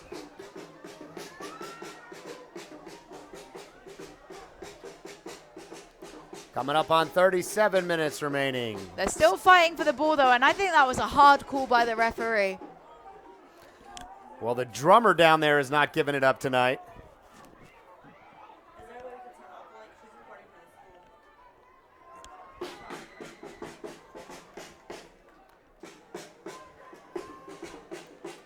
Jackets will try to get something going offensively here as we're under 37 minutes now. Nice little move ahead by Bates. Ooh, and that was a foul there. And it's an Ruda's got offside it open call. now. Oh. It's an offside call. An Oh. excellent save by the goalkeeper, but the referee has to see that elbow there. That was an aggressive play by the Alexander defender, and I have to say I don't think it was a fair play either. Wow, Aruda was standing in front of the net, and the keeper, Collada, was on the ground. That would have been an easy goal opportunity without that offside call. But I like Aruda being very aggressive here to start this half. Definitely, but like I said, I think a foul might have gone in favor of Sprayberry on a different day there, and that would have been a dangerous area for a free kick in their favor. And it's over the top, and the goalkeeper, that's his ball. Look at him backing off, and I hate to say it, but we asked whether it was going to happen, and it is, and his head's dropping. And Politov, he has to get over it, and I hate to say it so ruthlessly. I'm part of the goalkeeper union, but he is going to cost his team more chances if he doesn't act a little braver. I know it's hard, but we just watched that happen. And this is going to be a corner kick coming on the far sideline as we get under 36 minutes remaining. Alexander Cougars in red will take the corner from the far side. In swinging corner here. I'm sure it's going to drop right between the defensive line and the goalkeeper. And it does. Ooh, and he tried the bicycle kick attempt. A little poor timing there. It would have looked great if it had gone in, but he was swinging a little wild. It stays on sides, yep, but not able to maintain control. Aruda will come away with it here. And he's got such great ball control, Aruda. He's got the full package. He's got the touch. He's got the speed. He's got the strength. Now we just need to see a goal from him. He's got one early in the game, so they're going to be looking to him for the equalizer. He's their most dangerous option with Encarnacion on the bench. And he's teasing the Alexander midfield there, but honestly, his team's losing, and he's just got to kind of get over that skill and search for the goal. Guadarrama pushing ahead. It's a great overlap run. Look how quick that guy on the right-hand side is. It's going to go to Alexander Ball on the far sideline at 34.5 minutes remaining. Cougars holding on to this 2-1 lead, and they're staying aggressive. They're not pulling all the way back. No, definitely. I think it would have been very easy for Alexander to sort of think we're going to park the bus, as we say in soccer. We're going to get defensive, and we're not going to let Sprayberry have an opportunity. But that's a risky tactic because all it takes is one mistake. It's 2-2, and you're having to go searching for another goal. Trying to work it ahead. We got a run for this one down here, and it's going to be another corner kick for the Cougars. And what a foot race that was. I believe it was Ward chasing the ball. Was it over there? Yep. That was Reese Ward, the senior, and it will be another corner. Looks like Wandout coming up to take this one.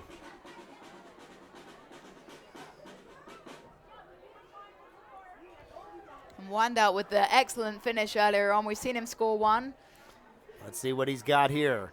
At 33.5 minutes remaining, Cougars up. Wandout. And it's played short this time and back, and Sprayberry will have to close that ball quickly, and he does well there. It's going to be a throw in for the Cougars along the near sideline here. Wandout to throw it in. He's got Collada up here in support. Nope, he's going to drop it off. Let's see who's going to take this throw in now. And Sprayberry with 11 men back here in their own half, and I just think they need more of a point of attack. And as I say that, they seem to be sending Aruda up there because at the end of the day, if you clear that ball long, you need someone there to hold the ball up. Or every time you clear the ball, you're turning over possession. And there's that clearance. Yep, just a long clearance right to the Cougars. Not that ball bouncing around. It's anybody's ball right here. And that's going to be Ochoa coming away with it, it looks like. Yep, Ochoa will reset.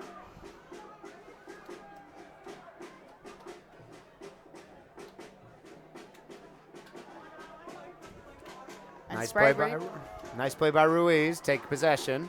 It's a great switch there, but a heavy touch. He just got to let that ball drop in front of him, but they'll turn it over. Now Sprayberry's got a good opportunity to try to set up the offense. Trying to get it to Aruda again.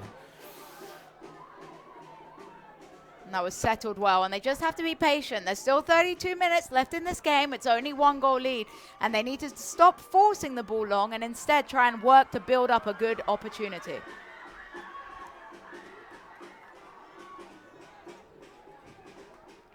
Sprayberry maintaining possession here. This might be that good opportunity we're looking for. Nope, and there come the Cougars with a beautiful steal. And it's 3-on-3 here. This is a good opportunity for Alexander to break with speed. He skips over one tackle. Still fighting down there, trying to see if the centering option is there.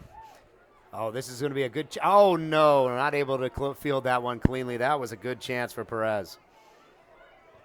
And the shot from distance, and it was never really going to beat Politov from there. He's 40 yards out, an ambitious shot. But I really think the Cougars need to build as well. We mentioned to both teams, they've got to build and get into realistic shooting positions because there's no point shooting from 40 yards out if you're not going to hit frame. Now that was 20 yards at least wide of the goal to the left as we approach 31 minutes. Alexander Cougars in red holding on to this 1-goal lead. What a ball. What a ball. But that's great goalkeeping. That's great aggressive goalkeeping. And we saw Politov earlier doing it, and now we've seen Collado with a great take. Yeah, Collado did not hesitate to come at a goal there and makes the nice stop. That could have been a good opportunity for Sprayberry to try to get that one over his head. But what I like from Sprayberry so far in this half is that they're starting to use both sides of the field. We mentioned how they were looking for Encarnacion every time down the right-hand side, but now, look, we're playing down the left. We've switched to the right. Here goes Bates. He goes to work. Some nifty footwork. Let's see if he can make something happen out of this one.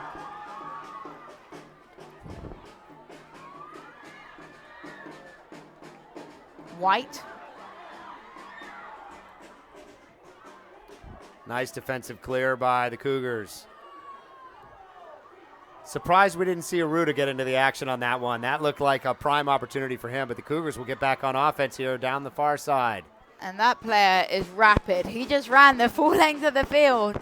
And that was an impressive offensive play. Right now, what I'm predicting is Sprayberry are going to have the most going forward, but Alexander have got the counterattack. And if Sprayberry don't still keep people home, Alexander will have those easy breaks. And we'll have a stoppage. There's a player down right there. That looks like it might be another cramping type situation. Can't see the number just yet. Well, the referee called number the athletic 2, trainer Chavez. on. It looks like number 2 defenseman, sophomore defenseman, Carlos Chavez. Doesn't appear to be too serious, but he's going to take a little jog off here. We are at 29:46 remaining. The Alexander Cougars with the 2-1 lead. Tonight's game brought to you by Sportal Space. Sportal Space connects communities through youth sports. Sportal Space, every practice, every game. Jessica Sharman and Brian Zwerner here. We are excited to be here at the home of the Sprayberry Yellow Jackets as the Sprayberry hosts the Alexander Cougars. Cougars in red and Sprayberry Jackets in white. Alexander to throw in on the far sideline. There's a great defensive header there. And Sprayberry trying to maintain possession, but a turnover. Woo! Fire that at the goal. Nice Clean shot. save. And that's a clean save from Politov. And I feel like that might be what he needs. He needs to make that save a comfortable, good handled save. And therefore his confidence will be breaming right now. Yeah, I mean, this Jackets defense has been strong all season, only giving up a goal and a half or so per game. They can't panic here, and Politov can't change his game just because of 2 early mistakes. But look at this run. What an excellent run. A penetrating run. Can he cross it in? And that's some great defense by the Cougars. The corner is given there for the linesman signaling there on the right-hand side. I guess he played it off the defender. Yeah, just under 29 minutes remaining, and this is the opportunity that we need to see for Sprayberry. It looks like they're going to try to get that going from the far sideline, and I'd look for Aruda, the big man in the middle there, number 25 for the Jackets. Alexander with 2 men on each post, defending this deep, and that's a header, and that's why the man's on the back post. We called it. We said they were setting up deep, and that was a great stop by the defender on the front post there, but danger isn't cleared yet. And now finally it is. But like I say, they were setting up strongly defensively at that corner. That's why you have a guy on your back post, and he does well because it's easy to switch off there and not expect to get the ball. Yeah, the keeper was not going to be able to make that save. He was lucky he had the defensive help there. But this time, that was good communication between the defense and the goalkeeper as he comes and collects that clean. And now Alexander can rebuild, take a sigh of relief because that was a dangerous opportunity for Sprayberry. Yeah, all the top plays I'm noting here have been on the defensive side so far here in the second half. We had early score just 2.5 minutes into the game. The Sprayberry Yellow Jackets took the 1-0 lead. It was equalized at 18-18. And here comes another opportunity for the Jackets.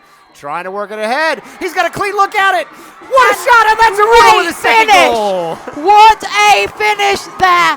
And that is exactly what Sprayberry needs.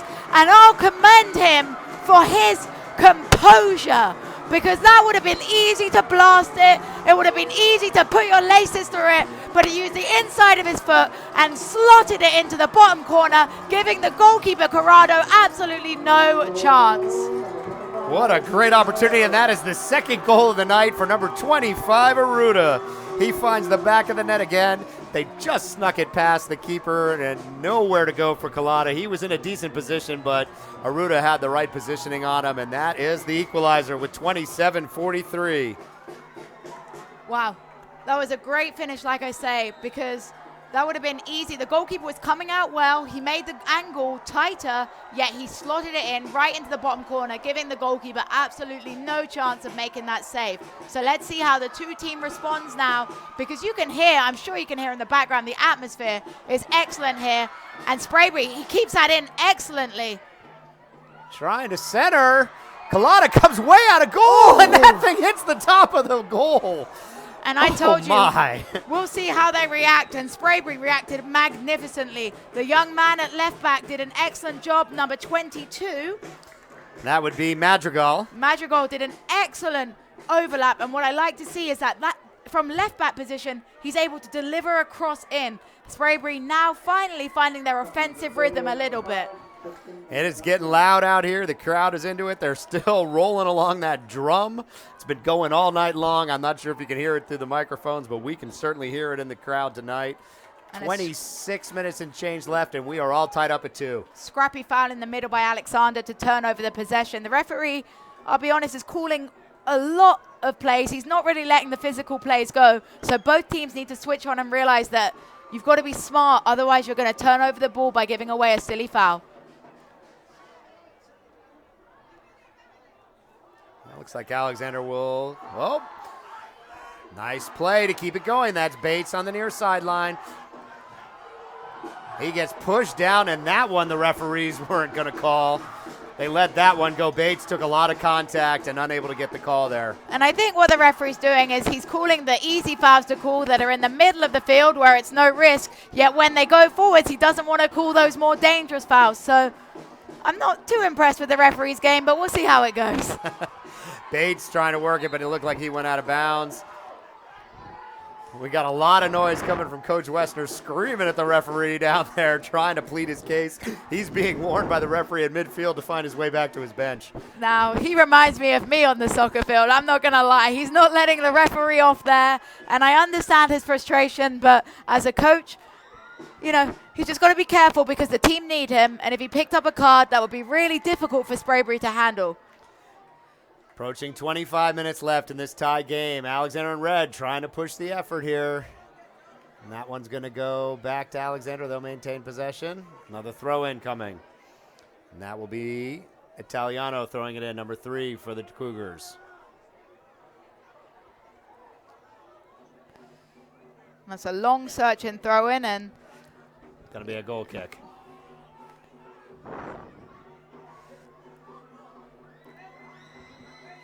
Seeing the Cougars warming up another player on the sideline. It's been a long night for these players out there. We've seen a lot of activity, a lot of end-to-end running here. And you know what? I've got to ask the distribution.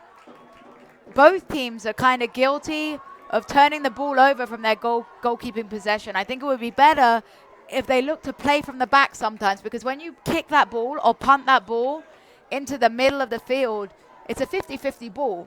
Whereas if you get your defense wide and play the ball to their feet, you've got possession. So I think if either team wants to hold possession, they've got to look at making a pass rather than that punt or the long kick into the middle.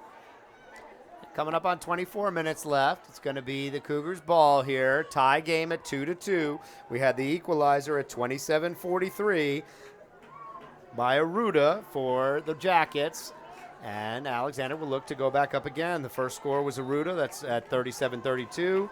A goal by Wendelt at 18-18, and a goal by Valdez to take the lead at 9:59 in the first half. And then the equalizer by Aruda just about 5 minutes ago, 27 mark. That was a great defensive header there. And White attempted to get that ball there, but he was bombarded by the strong tackle. And Sprayberry thought it was going to be their throw, but instead it's going to be an Alexander throw in deep into Sprayberry territory. And Alexander looking to respond after conceding a goal.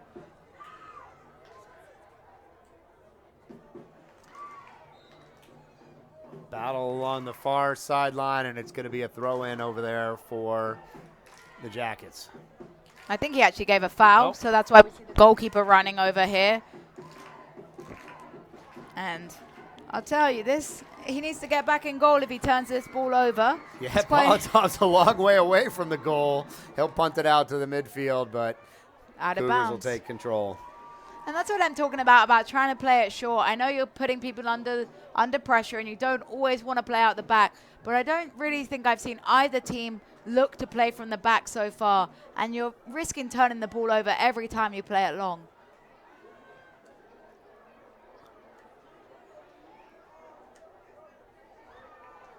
That's Ruiz battling, number 10, one of the captains for this team. And he turns that one over. It's going to go the other way. Another nice defensive play by Guadarrama. Here comes Bates trying to work it up the sideline. And who's back out there? That's Encarnacion. And they're just making it a little tough for each other here, playing the ball long. I think sometimes they've got to look short first. Yeah, that's number 5, Christian Encarnacion, checking back in. One of the leaders on this team. He had a little bit of a break. He was banged up. And that's a great cross, a great searching cross, and he's given offside. It bounced off the football goal. It wouldn't have counted if it had gone in. But Sprayberry are going to be very encouraged by the amount of opportunities they've had. All the momentum in the last 10 minutes has been in favor of the Yellow Jackets. And Encarnacion back on the pitch, and he immediately makes his presence felt. Tries to cross that in the middle. He had Aruda there, but he wasn't able to stay on sides. 21 minutes and change remaining in this tied game. Playoff action from the Georgia High School Association. And that was a late slide there. He got lucky there that the referee didn't give a call. I understand Aruba's got a lot of passion and a lot of fight, but he's got to be careful to stay on his feet because he doesn't want to pick up a card. Looks like Wendelt will get the steal here. Try to push it ahead. And that one's his ball. Politov not shy coming out there. But what I saw there was better communication. The center back indicated, hey, this is you, and that's better because when your goalkeeper's nervous, you got to help him out. And there's that kind of deep punt out to midfield, and they turn the ball over, and you've been calling for them to try something a little different here. We'll see if Coach Westner dials it up different. But potentially for Sprayberry, it might not be the right option today. With your goalkeeper a little nervous, you don't want to force him to do something he's not used to or not comfortable with. But in future games, it may be something to look at because I feel like they're really increasing the amount of turnovers Sprayberry's having.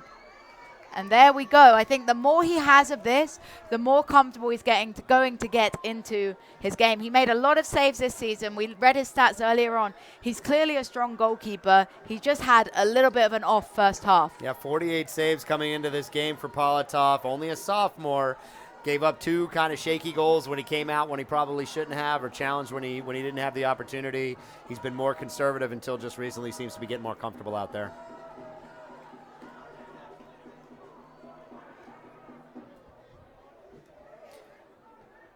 What do you think Coach Kular dials up here for the Cougars?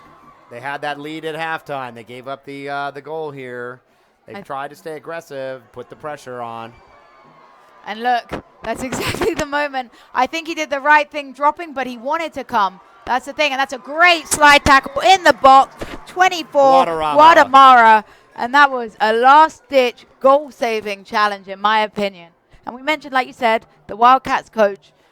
They conceded an early goal, which would have been exactly what he would have been urging them not to. But they're 20 minutes in now. They haven't conceded again. I think they responded fairly well from the goal. They're still in the offensive half, but they have to be careful because they gifted Sprayberry several opportunities. The offside flag saved them on multiple occasions.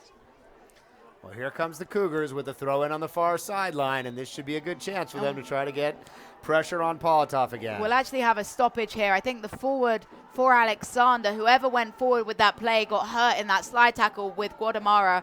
It wasn't a malicious play. It was a great tackle, but sometimes when both players are going in full speed, you can't help but roll an ankle or something such as that.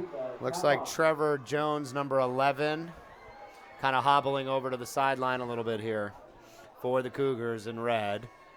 Got a bit of a stoppage of play with 19:02 left. Tonight's game brought to you by Sportal Space. Sportal Space connects communities through youth sports. Sportal Space, every practice, every game.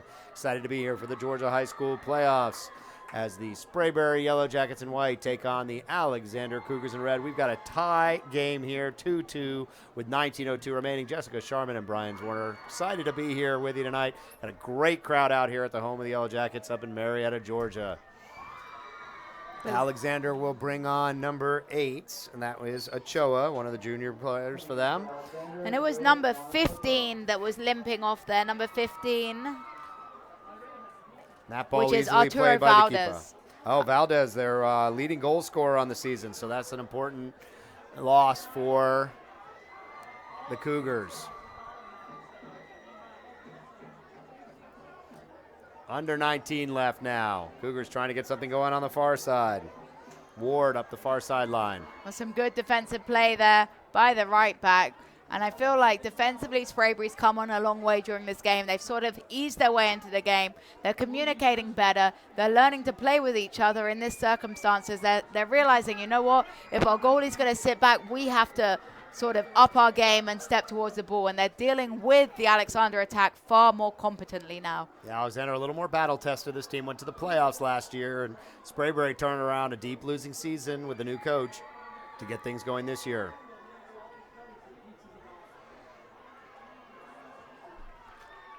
A nice clear by the defense to at least take the pressure off, but looks like the Cougars will maintain the attack. Well, they were a little slow to step up there. I feel like they would have liked to have played the offside trap, but instead now they'll have a chance to break. White with a great penetrating pass there. And who is it? It's Aruda. Aruda's been the goal scorer for them tonight. He's got 2 already. Let's see if we can get the hat trick. But they're looking, they needed to switch the field of play there. Number 22 screaming for the ball, and instead they look center and they turn it over for an Alexander attack. There is so much space for Sprayberry on the left-hand side of the field, but they're not looking that way right now. Alexander's got numbers if they can manage to slide it through, but it looks like the Jackets will come out with it.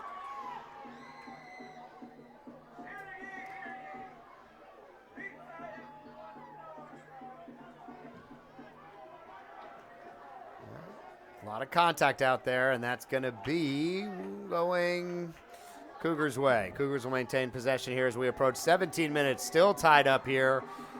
Both teams got to be looking at the clock a little bit, thinking about what we need to go to overtime in this playoff soccer game.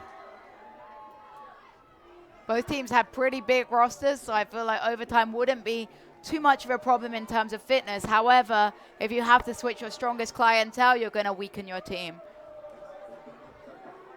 Yeah, and both teams with some of their top players, their 2 top goal scorers, been a little hobbled in this game. Valdez still on the sideline for the Cougars, and Encarnacion's been back in about halfway through this half. But he's still tentative out there on the right-hand wing, and I think just watching him walk there on the left-hand side, he doesn't look completely comfortable, I'll say that. Yeah, still kind of moving gingerly out there. So 2 of the top players in this, the 2 top goal scorers for both these teams, a little bit hobbled. Valdez still working it out over there on the near sideline. He's not back in yet, but he's getting a little bit of a run going, just kind of stretching out. Kent Apaya with a great play in the middle to distribute the ball wide. Apaya taking on a real good, strong role there and looking to overlap, but it's turned away. And, of course, it's to Aruda. Aruda's going to try to go 1-on-3 here, but he's big and strong, and sometimes that'll work, but I'll tell you, if there's anyone you would want to try on this field to go 3-on-1, it is Aruda. But that time, I think he just needed more support and to release the ball a little quicker because he can't do everything on his own. He was looking to the referees for some kind of call there, but when you're that big and strong out there, I don't think the referees give you the benefit of the doubt. No, they're going to rule in favor of the defender in those opportunities. I thought there could have been a foul in that way too, so I called the ref foul happy earlier, but now he's taken a complete 180-degree switch. And we approach 15 minutes left. Still tied at 2. We haven't seen a goal since Aruda equalized it with 27:43 remaining in the second half. He'll just let that one trickle out of play for a throw in there deep in his own territory. Sprayberry Yellow Jackets in white to throw in. Alexander Cougars in red. And that will be out of bounds and will be Cougars ball. It's like throw in coming up there from Italiano.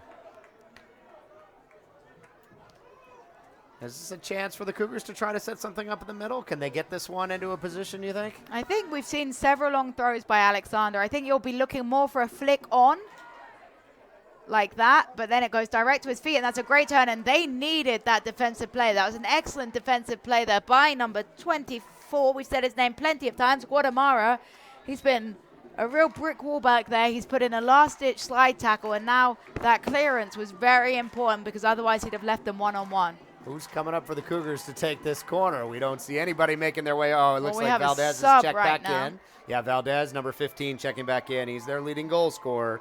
So it's nice to see him back out. He scored the go-ahead goal with 9:59 remaining in the first. And he's going to come on to take the corner. Referee urging them to start playing a little faster. I think there may be a little complaint about time wasting. So I think the boys all need to start playing the ball a little quicker. Valdez to center. Good corner, dangerous corner. But instead, they're going to counterattack here. Sprayberry, they've got 3 men running forwards. He's got to release the ball quicker, and he takes on 1. Can he find a pass? I think that's a bit under hit, but they'll still break. He's going forward here, but that's a great recovery challenge.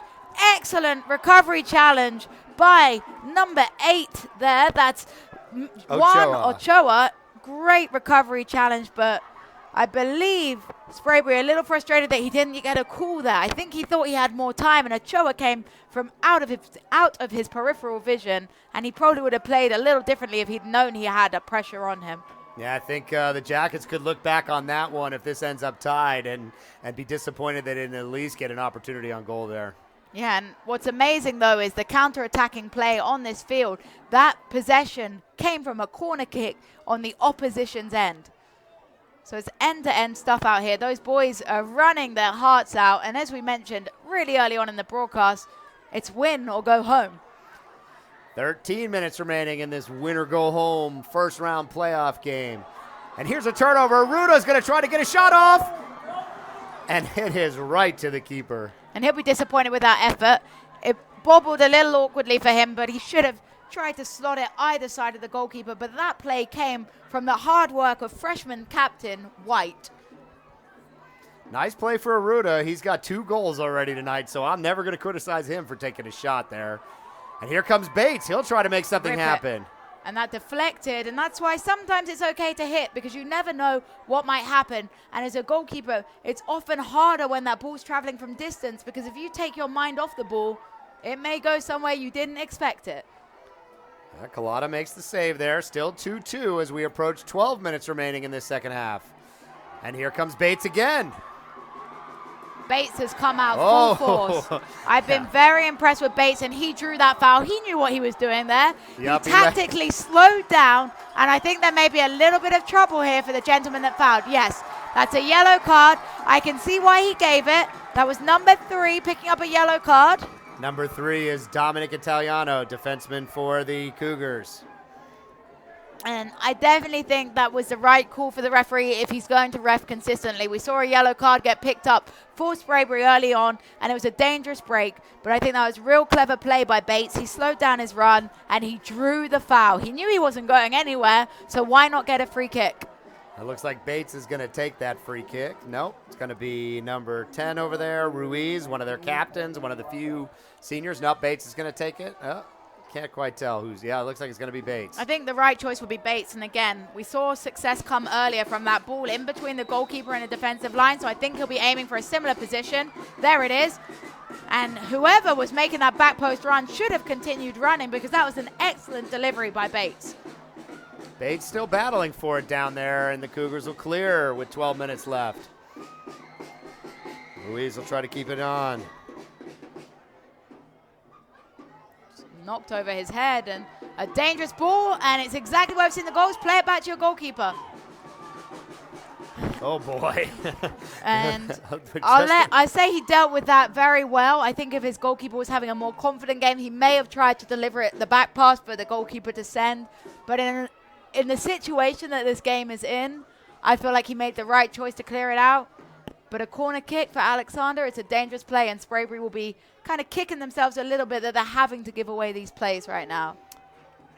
And it was interesting to see Politov didn't think about coming out of the goal there to challenge that one. No. But I think it wouldn't have been his ball to challenge. It could have potentially been his ball to send clear. And a yellow card for time wasting. Wow. I'm surprised to see that. Usually you would expect the referee to provide more of a warning. And if anything, referee, now there's going to be even more time wasting because now the player's got to run off the field because he's been carded. That is Valdez, another costly penalty. Their leading goal scorer. He's going to have to come all the way off the field here. And we had seen a warning. You said they were warned earlier about the time, and sure enough, there comes the yellow card. Valdez will have to jog all the way off. He's talking to his coach. They don't know what happened out there. I'm a little bit baffled that the teams would even be considering time wasting right now. There's 10 minutes, 11 and a half minutes left in the game. And surely you're trying to stop it going from overtime. Surely you want a goal. Because do you really want to start another game, another half of overtime, if you don't have to? Corner coming in. Great defensive header there. That looked like number 9, Cardoroni.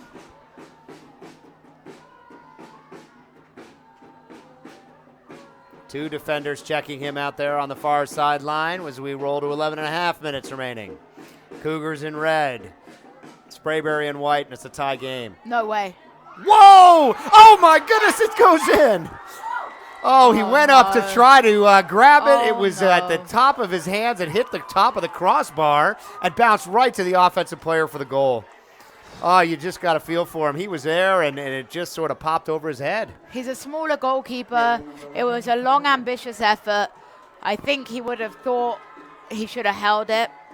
I'm not going to critique anymore because my heart just hurts for him as a goalkeeper. It really hurts because with 11 minutes in, you conceded a goal that on a better day you would have saved, and now you're going to have to build it again. It was a searching, crazy opportunity. A great ball, honestly. It could have been a goal even straight from the long ball, but the Alexander offense should be praised for following in that ball because it would have been easy to be like, that's going nowhere. But as I say, as a goalkeeper, my heart hurts for Politov because oh, it went right off his hands and hit the crossbar. Well, and just bounced right to the offensive player for the easy goal. I think just the chances of that ball, there were so many things that had to happen for that goal to happen, and you wouldn't see a goal like that in a million years. Now, you said earlier the Cougars weren't going to look to park the bus, but with this 3-2 lead with 11 minutes left, you got to expect them to pull it all the way back. Now you'll understand the time wasting. That's what I'll say. Good play by White. Aruda firing, great save! What a save! Ball is still bouncing around. That was an excellent save by Collado and strong hands. What I love about that save is the area he parried the ball into. It would have been easy to push it back, ready for a Sprayberry opportunity, but he managed to get it just out wide enough that no one could follow in. So Nick Collado, excellent save. Here comes the corner. And Alexander will just clear that thing. Another dangerous opportunity. Aruda's had a fantastic game, number 25 in white for the Jackets. He's found the back of the goal twice, and that was a beautiful save that stopped it from being a third time to tie it back up here with 10 minutes and 20 seconds left. And some great play by White, and I thought he was upended there from behind, but the referee not seeing that today.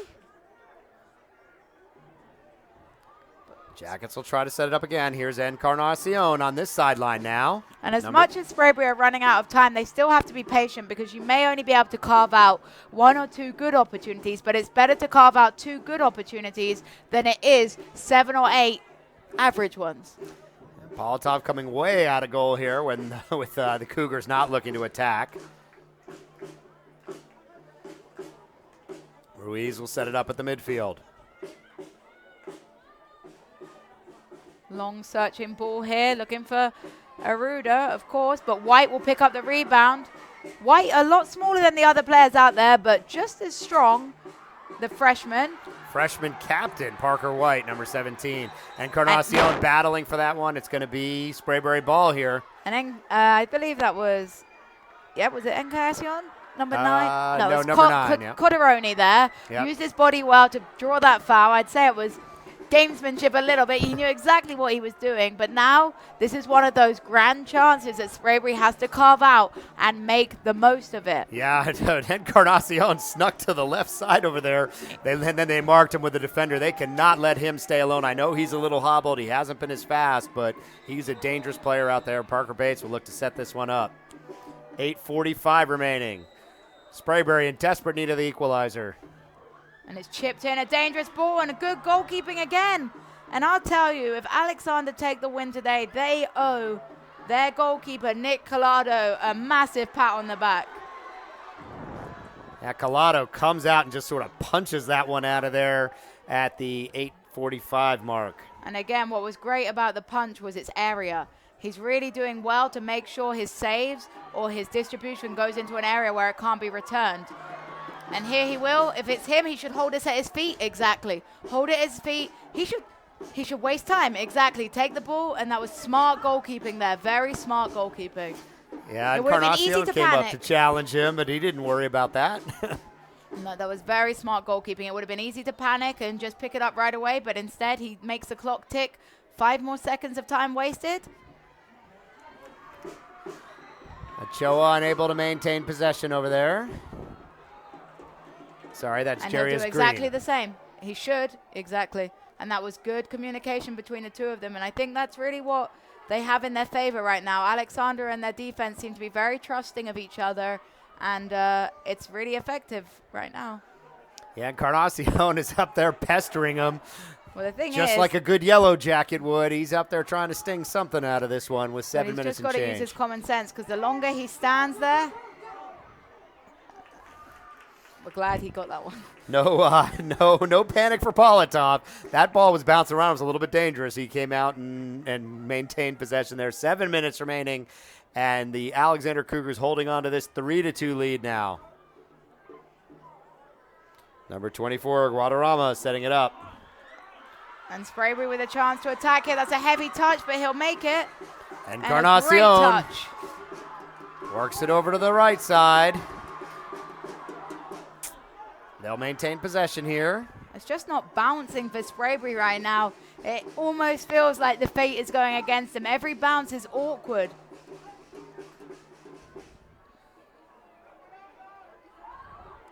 And it's turned over, and Alexander with a chance to break it. That's a good defensive play, but again, look at how that ball bounced straight to the Alexander forward.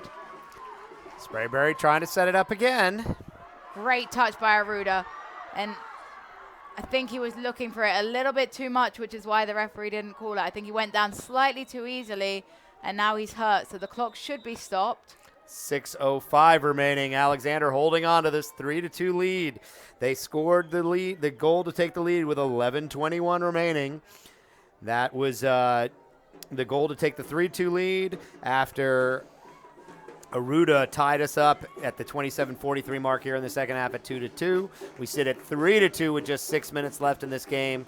Got an injury timeout up front there for the Jackets. Tonight's game brought to you by Sportal Space. Sportal Space connects communities through youth sports. Sportal Space, every practice, every game. If you're Coach Westner, you got 6 minutes to get something going to keep this season alive. Jessica, what are you looking for here? You got to realize that goal difference doesn't matter at this point. I understand in a season, during season, you don't want to risk going forward too much, because if you concede, it could affect your standings. Tonight is win or go home. As we've said, it's a must-win game.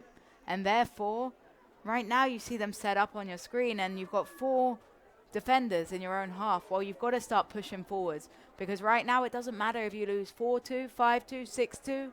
The result is the same. You've got to go out fighting. So I'm hoping to see Sprayberry push forward a little bit more and be a little bit more aggressive. You're also hoping, for their sakes, that Aruda gets up, because he has been the man to look for. That's not Aruda down there. Number 25, Aruda's in the middle. I did not see who went down. We didn't catch the number, but I do see Aruda walking around. Is it number 9? I think it might be number 9. Okay, Coderoni. Coderoni. Yeah, Both strong big boys out there on the field. no doubt, no doubt. And the nice thing we've seen with the Sprayberry attack, you called for it earlier. You wanted to see them working both sides of the field, and it's been the freshman Jackson Bates, one of their key players throughout the season, really getting into the action, number 6. We've seen the ball on his foot quite a bit here throughout the entirety of the second half, and they've had 2 nice opportunities off the back of penalties against him. Well, the thing is, Sprayberry can't say that they're a goal down through lack of trying. They've had some excellent opportunities. They've hit the crossbar even though it was offside. And the goalkeeper has pulled off some magnificent saves. And we complimented him earlier, the goalkeeper, Nick Collado. Even the first goal, he made a fabulous first save for. So Collado's really upped his game today. He's playing strong. I know he had 60-plus saves for his season. So Collado's a sharp goalkeeper out there. And I really feel like he's been the difference between the two teams right now with his confidence and great playing. And if you're Coach Couillard for the Alexander Cougars, you're pulling everybody back at this point. You only got 6 minutes left to advance in this round. Yeah, you've got to. Now's the time to park the bus. I said that they shouldn't do it earlier on when there was too much time left. At that point, yeah, a goal cushion wasn't enough. But now with 6 minutes left, it's not going to be pretty, but, you know, everything goes long, everything clears. You don't take any risks out the back because with 6 minutes left, the last thing you need is a defensive error to set Sprayberry, who have great finishing under their belt, in. That doesn't look too good down there, limping off, sadly. I believe that's number 9, he said. Eduardo Codoroni Jr., one of their leading goal scorers. He's got 9 goals on the season. He's also the one that had that athletic bicycle kick that we saw earlier, highlighted by Coach Wessner to us. Looked like number 7, Bobby Fomarin, one of their senior captains coming in for him. And for those seniors coming on the field, they have to realize that this game really matters because, like we mentioned, this could be the last time they play for the Sprayberry forwards. Under 6 minutes remaining, and Sprayberry down 3-2. Alexander Cougars holding on to the lead. Alexander in red, Sprayberry in white. A bit of a turnover there. Opportunity here for the Jackets to set up the offense. That's Reyes. He'll push it up. Here comes Encarnacion. And he just had to put his foot through that ball a little more. And that's the man who just stepped onto the pitch. That's Fomarin. Long throw searching for Bamari, but it's well defended, and he'll take another throw in. They've got to check to the ball a little bit more. There's not enough movement in that box by the Sprayberry forwards, so they're not really giving Encarnacion anyone to play the ball to. Now here's Aruda. He's been aggressive all night. He'll try to center. That thing dangerously bouncing through the middle. Just bounced over White there. That was a great ball. Jackets will try to stay on the offense here. And instead, it'll be turned over, and it's searching long. But Sprayberry should be able to get it under control here in the middle, but not quite. Yeah. And it'll bounce over. Cougars in no rush to get on the offensive side with under 5 minutes remaining.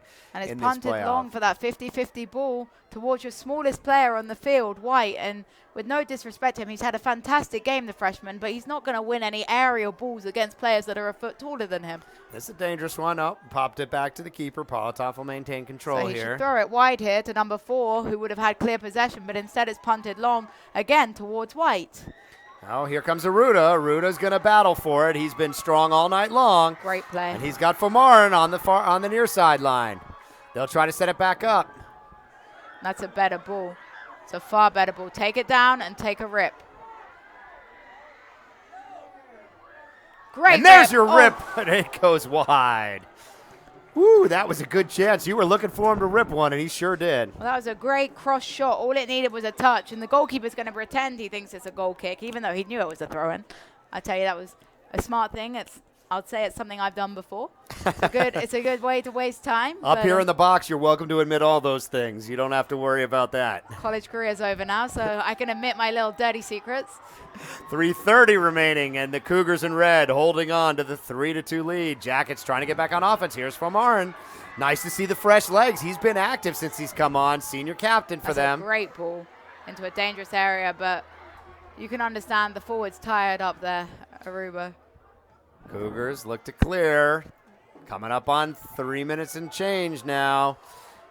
And I'm sure he's probably going to take this to the corner He should just take it to the corner and hold it there. If he can, just keep him in the corner, and that will run the clock down. Clock's ticks underneath. 3 minutes remaining now. A lot of contact down there. And that's going to be a goal kick. Got to grab that ball quickly here. Play it short. Play it short. I'm urging him to play it short, but we know it's not going to happen. Reyes over here on the near It's sideline. very easy to see it from up here. We do have a great perspective for the game. I'll say that. Yeah, he's punted it back out to the midfield. That's certainly their offensive plan tonight. As we're at 2:30 remaining. No limited time left for Sprayberry to mount some type of attack. You said they'd get a couple of chances here in this remaining minutes, and they're running out of them now. They got to be direct now. And Reyes pushing it up. Here goes Encarnacion, and that's a bad push foul. from behind. They're going to have to call that one with 2 minutes and But the referee should stop the clock at this point. He should signal to stop the clock. now here goes Formar, and that's punched out of bounds. They'll throw in as we go under 2 minutes now in this 3-2 game. Cougars clinging to the 1-goal lead. They got to play a little quicker. There's not much time left. That's going to bounce back to Encarnacion. Let's see what he can do with it. He kept the possession. That's what matters right now. Good delivery, dangerous delivery, great touch. What can he do? Oh, Here comes a shot. good rip. Aruda still there for the rebound. He'll Yes! shoot it. Oh, What a and that save! save. 1:30 remaining, and Collada comes up with a big save. It's an excellent save. He has had a game to remember, and you know, I think we said the defensive would be the difference here, and I'll tell you that the big man Nick Collado, leading the defense, #1, had the back.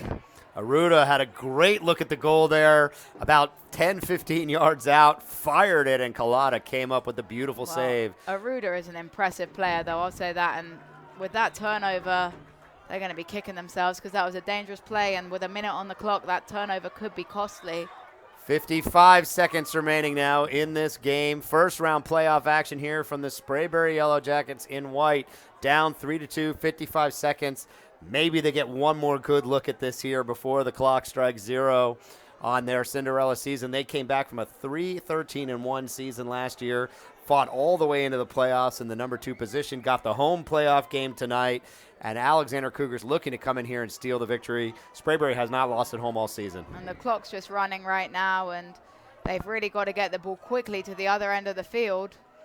45 seconds remaining now. Sprayberry and white, they've got to get something going fast. It needs to be a good transition from defense into a forward. They can't give away any stupid fouls here. And that's a stupid foul there. I think a little bit of a harsh foul. And with that, the clock's just going to keep running. And I think that may be it for Sprayberry, unfortunately, for the home side here, the Yellow Jackets. That's going to run more time off. 20 seconds, counting down fast here. Alexander slow walking it out. They're going to have to punch one towards the net. And he's got to break. This is where he's. That's it. Only 10 seconds remaining now. 7 seconds. Sprayberry's got only a few ticks left here. Let's see if they can at least get a shot on goal. And that is the final. 3-2. And it's been an exciting night of soccer out here.